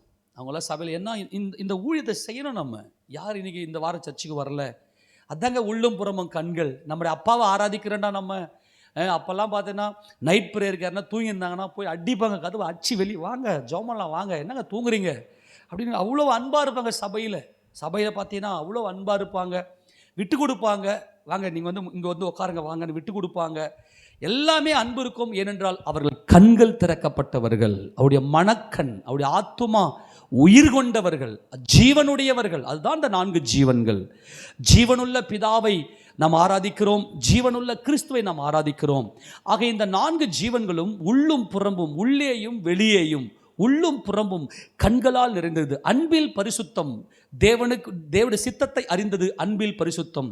குற்றமில்லாமல் இருப்பது என்பது நம்முடைய சகோதரர்களுக்காக நாம் செய்கிற பணிவிடைகள், நம்முடைய விட்டு கொடுத்தல், நம்முடைய சகோதரர்களை மன்னித்தல், நம்முடைய சகோதரர்களுக்காக நாம் நிற்பது. கர்த்தருடைய பரிசுத்தத்தை நம்ம எப்படி இந்த பிரசங்கம் நான் பண்ணுவேன் அப்படின்னு நம்ம தியானம் பண்ணி வந்தேன். ஆனால் இதுக்கு ஏற்ற விதமாகி ராஜாவை எனக்கு வெளிப்படுத்தி காண்பிக்கிறார் என்றால் எனக்கு பயங்கர ஆச்சரியமாக இருக்கிறது. தேவனுடைய அன்பை நான் கர்த்தரை ஸ்தோத்தரிக்கிறேன். அவருடைய பரிசுத்த நாம மகிமைப்படுவதாக. அதே மாதிரி பாயில் சின்ன குழந்தைங்க யூரின் போயிட்டாலோ, அல்லது சின்ன குழந்தைங்க டாய்லெட் போயிட்டாலோ, வயசு முதிர்ந்தவர்கள் முடியாமல் சளிகிளி போயிட்டாலோ சகித்து கொள்ளுங்க. அதெல்லாம் துடைக்கணும், நம்மெல்லாம் துடைக்கணும். அதுதான் இந்த மாம்சம். இந்த பாவம் மரணம் என்பவர்களின் பிரமாணத்தினின்று என்னை விடுதலையாக்கிற்றே. இந்த உணர்ச்சி அதெல்லாம் உணர்ச்சி. இந்த உணர்ச்சிக்கு நான் அடிமையானேன். ஆக கர்த்தருடைய பரிசுத்த நாம் மகிமைப்படுவதாக. அன்பான தேவ ஜனமே, பிதாவை கண்டவர் என்பது குமாரன். இந்த 4 ஜீவன்கள் என்பது தேவனோடு போராடி மேற்கொண்டதும், 24 மூப்பர்கள் என்பது மனிதனோடு போராடி மேற்கொண்டதும் என்பதெல்லாம் நாம் பார்த்தோம். அதுதான் யாக்கோபு மனுஷனோடே போராடி மேற்கொண்டான். மனுஷன் என்பது இந்த பாவம் மரணம், இந்த ஆணோடு நான் போராடி மேற்கொண்டேன்.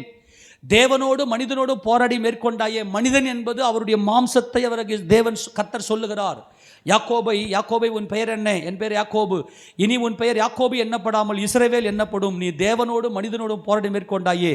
தேவனோடு போராடி மேற்கொண்டது என்பது 4 ஜீவன்கள், உள்ளும் புறமும் கண்கள் நிறைந்த அனுபவம். மனிதனோடே போராடி மேற்கொண்டாய் என்பது 24 மூப்பர்கள். இந்த மாம்சீகத்தை ஜெயங்கொண்டவர்கள். இந்த உணர்ச்சிக்கு, இந்த மாம்சீக அறிவு, மாம்ச உணர்ச்சி, மாம்ச செயலுக்கு ஜெயங்கொண்டவர்கள். போஜனத்தை மறந்தவர்கள். போஜனம்தான் ஜீவன். இந்த போஜனத்துக்கு செத்தவர்கள். எனக்கு போஜனம் இல்லை. மெய்யான போஜனம் என் ஆண்டவராகிய இயேசு கிறிஸ்துவே. ஆக இந்த 4 ஜீவன்கள் அது பிதாவாகிய தேவனுடைய சிங்காசனத்தை சுற்றிலும் சிங்காசனத்தின் மத்தியிலும். அது கற்பனை பண்ணீங்க, எப்படி 2 இடத்துல இருக்க முடியும்? சிங்காசனத்தின் மத்தியிலும் சிங்காசனத்தை சுற்றிலும். அது தேவனுக்குள் இருக்கிற அனுபவம். அது பயங்கரம். சக்கரத்துக்குள் சக்கரம், அது பயங்கர அனுபவம். அன்பான தேவஜனமே, இந்த 4 ஜீவன்கள் என்பது அது குமாரத்துவத்தை காண்பிக்கிறது. என்ன? நானே பிதாவை கண்டேன். ஆனால் இவர்கள் என்ன செய்றாங்கன்னா, பிதாவை காண்கிறார்கள் உள்ளும் புறம்பும். நானே வாசல், நானே பிதாவை கண்டவர், நானே பிதாவின் குமார், நானே வாசல். வாசல் என்பது குமாரன் தம்முடைய தேவ சித்தத்துக்கு ஒப்பு கொடுப்பது. நானே வாசல், என் வழியாய் ஒருவன் உட்பிரவேசித்தால். என் வழி என்பது பலி, என் வழி என்பது பலி, என் வழி என்பது அன்பில் பரிசுத்தமும் குற்றமில்லாத வாழ்க்கையும். அவன் உள்ளும் புறம்பும் சென்று மேய்ச்சலை கண்டடைவான்.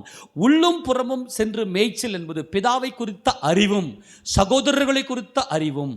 உள்ளும் புறமும் சென்று மேய்ச்சல் என்பது சத்தியத்தை மேய்ந்து கொள். கர்த்தராகிய இயேசு கிறிஸ்துவே வாசல். அவர் வழியாய் ஒருவன் உட்பிரவேசித்தால் அவன் ரட்சிக்கப்படுவான். அவன் உள்ளும் புறம்பும் சென்று, இந்த உள்ளும் புறமும் என்பது தான் குமாரன், அதுதான் ஜீவ வாசல். கர்த்தருடைய பரிசுத்த நாமம் மகிமைப்படுவதாக. இந்த 4 ஜீவன்கள் கண்களால், உள்ளும் புறமும் கண்களால் நிறைந்திருந்தன. அது மாத்திரமல்ல, அவருடைய சிறகுல கண்கள் உள்ளும் புறமும் இருந்தது.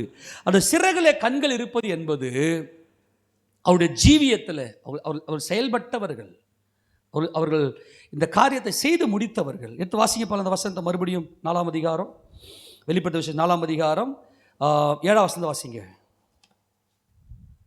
முதலாம் ஜீவன் சிங்கத்துக்கு ஒப்பாகவும், 2ஆம் ஜீவன் காளைக்கு ஒப்பாகவும், 3ஆம் ஜீவன் மனுஷ முகம் போன்ற முகம் உள்ளதாகவும், 4ஆம் ஜீவன் பறக்கிற கழுகுக்கு ஒப்பாகவும் இருந்தன.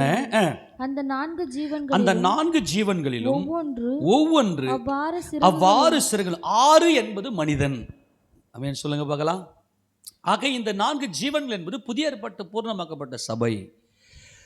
இந்த 6 சிறகு என்பது இயேசு ராஜாவுடைய அந்த சிங்காசனத்தில், உசியா ராஜா மரணமடைந்த வருஷத்தில் ஏசாயா தீர்க்கதரிசி உயரமும் உன்னதமான சிங்காசனத்தில் மகிமையின் கர்த்தர் வீற்றிருக்கிறதை கண்டேன். அங்கே சேராபீன்கள் அவருக்கு மேலாக இருந்தார்கள். 6 செட்டைகளை விரித்து கொண்டு, 2 செட்டைகளை பறந்து கொண்டு, 2 செட்டைகளை தன்னுடைய முகத்தை மூடி, 2 செட்டையில் தன்னுடைய கால்களை மூடி என்பது இந்த கர்த்தராகிய இயேசு கிறிஸ்து இந்த சரீரத்தில் அன்பில் பரிசுத்தமும் குற்றமில்லாத வாழ்க்கையும் அவர் செய்தார் என்பதுதான் அந்த 6 சிறகு. 6 என்பது பூரணமான மனிதனாகிய இயேசு கிறிஸ்து. ஆக மனிதனுக்காக தம்முடைய ஜீவனை கொடுக்கும்படி வந்தவர். இந்த உள்ளும் புறமும் கண்கள் நிறைந்தவர்கள் என்பது பூர்ணமாக்கப்பட்ட புதிய ஏற்பாட்டு விசுவாசிகள், பூர்ணமாக்கப்பட்ட புதிய ஏற்பாட்டு சபை மூப்பர்கள். இன்றைக்கு தங்களை பாஸ்டர் என்று சொல்லிக் கொள்வார்கள், ரெவரண்ட் என்று சொல்லிக் கொள்வார்கள், டாக்டர் என்று சொல்லிக் கொள்வார்கள். ஆனால் மூப்பர் என்று சொல்லிக் கொள்வதற்கு அச்சப்படுவார்கள் இன்றைக்கு ஊழியம் செய்கிறவர்கள் கூட. ஆனால் மூப்பர்கள் தான் பூர்ணமாக்கப்பட்டவர்கள், எல்டர்ஸ். அதனால் அன்புள்ள ஆண்டவர் நமக்கு இந்த 6 சிறகு என்பது இயேசு கிறிஸ்து குமாரத்துவம், வாசல், பிதாவின் சித்தம் செய்த தேவனுடைய குமாரன். ஆக இந்த 4 ஜீவன்கள் 6 சிறகுகளை உடையவர்கள் என்பது அது பூர்ணமாக்கப்பட்ட புதிய ஏற்பாட்டு விசுவாசிகள். அவருடைய ஜீவியத்தில் உள்ளும் புறமும் அந்த தொடர்ந்து வாசிக்கும் போது 6 சிறகுகள் உள்ளவைகளும் சுற்றிலும் உள்ளேயும், நல்லா கவனி, சுற்றிலும் என்பது அவுட்டரில், அதே மாதிரி உள்ளேயும் நல்லா கவனி. கற்பனை பண்ணுங்க, அப்படி சிறகை விரிக்கிறாங்க, சிறகை விரிச்சா பிரியும், ஆனால் உள்ளேயும் ஃபுல்லாக கண்கள் நிறைந்திருக்கிறது, வெளியே சுற்றி கண்கள் இருக்கிறது. அப்போ என்ன அர்த்தம்? எங்கும் பிதா, எங்கும் தேவன். எபேசியர் 1ஆம் அதிகாரம் கடைசி வசனத்தை வாசிக்கும் போது எல்லாவற்றையும் எல்லாவற்றாலும் நிரப்புகிறவருடைய நிறைவு, எல்லாம் தேவன், எல்லாவற்றிலும் தேவன், எல்லாவற்றையும் எல்லாம் தேவன். இயேசு கிறிஸ்து சகலமும் அவருக்குள்ளே வாசமாக இருக்கிறது. கிறிஸ்து இயேசுவே எல்லாம், கிறிஸ்து இயேசுவுக்குள் எல்லாம், தேவனே எல்லாம், எல்லாவற்றிலும் தேவன். ஆக இந்த பூரண அறிவு நமக்குள்ளே உண்டாவது தான் இந்த கண்கள், எல்லாம் தேவன், அதுதான் இந்த கண்கள். அது உள்ளேயும் சுற்றிலேயும் கண்களால் நிறைந்தவர்களுமாக இருந்தன. அவைகள் இருந்தவரும் இருக்கிறவரும் வருகிறவருமாகிய சர்வ வல்லமையுள்ள தேவனாகிய கர்த்தர் பரிசுத்தர் பரிசுத்தர் பரிசுத்தர் என்று இரவும் பகலும் ஓய்வில்லாமல் சொல்லி, இரவு பகல் எல்லாம் ஜெயம் கொண்டவர்கள், காலத்துக்கு அப்பாற்பட்டவர்களாக. அங்கே இரவு பகலே கிடையாது. அப்பனா ஏன் இரவு பகல் சொல்லுது? ஓய்வே இல்லை. என்ன வேலை செய்கிறவங்க பகலில் வேலை செய்வாங்க, இரவில் ஓய்வெடுப்பாங்க. அங்கே ஓய்வே இல்லைன்னா இரவு பகலே இல்லை என்றால் நம்முடைய கர்த்தராகிய இயேசு கிறிஸ்துவே மகிமையின் பிரகாசமாக அவர் அந்த மகிமையில் வாசமாக இருக்கிறார். அங்கே போகிற அந்த பரம எருசலேமில், புதிய எருசலேமில் தேவாலயம் கிடையாது, நாம தான் ஆலயமாக அங்கே உள்ளே இருப்போம். அங்கே விளக்கு கிடையாது, சூரியன் கிடையாது, தேவனுடைய மகிமையே இங்கே பிரகாசிக்கிறது. கர்த்தராகிய இயேசு கிறிஸ்து அங்கே வெளிச்சமாக இருக்கிறார். அன்பான தேவ ஜனமே, இதுதான் இந்த மகிமைக்கான நமக்கு தேவன் கொடுக்கிற மகிமை. அந்த வசந்த வாசத்தை முடிக்கலாம். இந்த 4 ஜீவன்கள் வந்ததுமே பரம எருசலேம் ஜொலிக்கிறது. அங்கே 21ஆம் அதிகாரம் வெளிப்படுத்தின விசேஷத்தில் 22ஆம் வசனத்தை வாசிக்கும் போது 22, 23 வாசிக்க பார்க்கலாம். அதிலே தேவாலயத்தை நான் காணவில்லை. எல்லாம் ஒரு ஆமென் சொல்லுங்க பார்க்கலாம். ஏங்க தேவாலயத்தை காணலை? தேவன் தங்குகிற ஆலயம் எது? என் சரீரம். இந்த சரீரம் என்பது மாம்சத்தை ஜெயித்தவர்கள். மாம்சம் என்பது மறுபடியும் உங்களுக்கு ஞாபகப்படுத்துகிறேன், மாம்சீக அறிவு, நாலேஜ், டாத் அப்படின்னு சொல்லி எபிரேயத்தில் சொல்லுவாங்க. Wisdom, understanding, knowledge and prudent.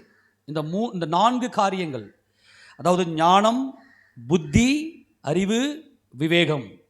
அதில் கோக்மா, அதாவது கோக்மா என்றால் ஞானம், டாத் என்றால் டாத் என்பது அண்டர்ஸ்டாண்டிங், அது உள்ள வரும். அதே மாதிரி விவேகம். இந்த 4 இந்த விவேகி தான் நித்தியத்துக்குள்ளே என்றென்றைக்கும் தேவ பிரசன்னத்துக்குள்ளே போகிறவர்கள். அங்கே நீங்கள் பார்த்தீங்கன்னா அதில் தேவாலயத்தை நான் காணவில்லை என்றால் இந்த விவேகி ஆபத்தை கண்டு மறைந்து கொள்ளுகிறான். எது ஆபத்து என்றால் உலகம் என்பது ஆபத்து, அது தேவனண்டிலே சேராது. ஏனென்றால் தேவன் ஆவியாக இருக்கிறார், அவர் சர்வ வல்லவர் இருக்கிறார், சிங்காசனத்தில் வீற்றிருக்கிறார். ஆக அதில் தேவாலயத்தை நான் காணவில்லை, சர்வ வல்லமையுள்ள தேவனாகிய கர்த்தரும் ஆட்டுக்குட்டியானவருமே அங்கே ஆலயமாக இருக்கிறார்கள். ஆனால் இன்றைக்கு உன் சரீரமே நான் தங்குற ஆலயம் என்று தேவன் நம்மை தெரிந்து கொண்டு பூர்ணமாக்கப்பட்ட புதிய ஏற்பாட்டு சபையில் இந்த பூர்ண விசுவாசத்துக்கு நேராக தேவன் நம்மை நடத்தி கொண்டிருக்கிறார். ஆனால் அங்கே ஆலயம் கிடையாது. அப்படியானால் நாம் இந்த ஆலயத்தை இங்கே நாம் பிரதிஷ்டை செய்திருக்கிறோம். இந்த ஆலயத்தை நாம் என்ன பண்ணியிருக்கிறோம்? பிரதிஷ்டை செய்திருக்கிறோம். தேவன் தங்குற ஆலயமாக. இந்த பிரதிஷ்டை என்பது ஆண்டவரே உம் சித்தம் என்னில் ஆக கடவது என்று சொல்லி இந்த ஆலயத்தை நாம் பிரதிஷ்டை செய்தபடினாலே என்றென்றைக்கும் தேவன் நமக்கு நித்திய ஆலயமாக அங்கே இருக்கிறார். அடுத்தது 23ஆம் வசனம், நகரத்துக்கு வெளிச்சம் கொடுக்க சூரியனும் சந்திரனும் அதற்கு வேண்டுவதில்லை, தேவனுடைய மகிமையே அதை பிரகாசித்தது, ஆட்டுக்குட்டியானவரே அதற்கு விளக்கு. எவ்வளவு பெரிய மகிமை இல்லை? தேவ பிரகாசம்.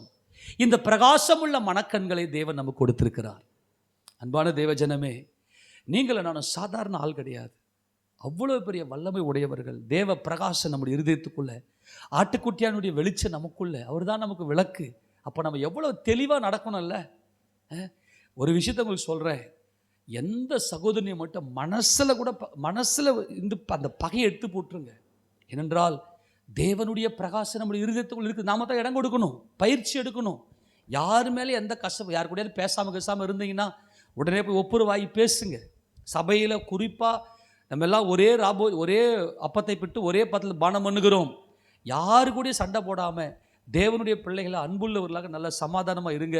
கர்த்தர் நம்மை ஆசீர்வதிப்பார். இந்த மகிமைக்குள்ளே தேவன் நம்மை கொண்டு போய் சேர்ப்பார். நம்ம எல்லாரும் முழங்கால் நின்று அன்பின் ஆண்டவருக்கு நம்ம ஒப்புவிட முடியும். மனக்கண்களை நமக்கு தேவன் அங்கே பிரகாசமுள்ள மனக்கண்கள் நமக்கு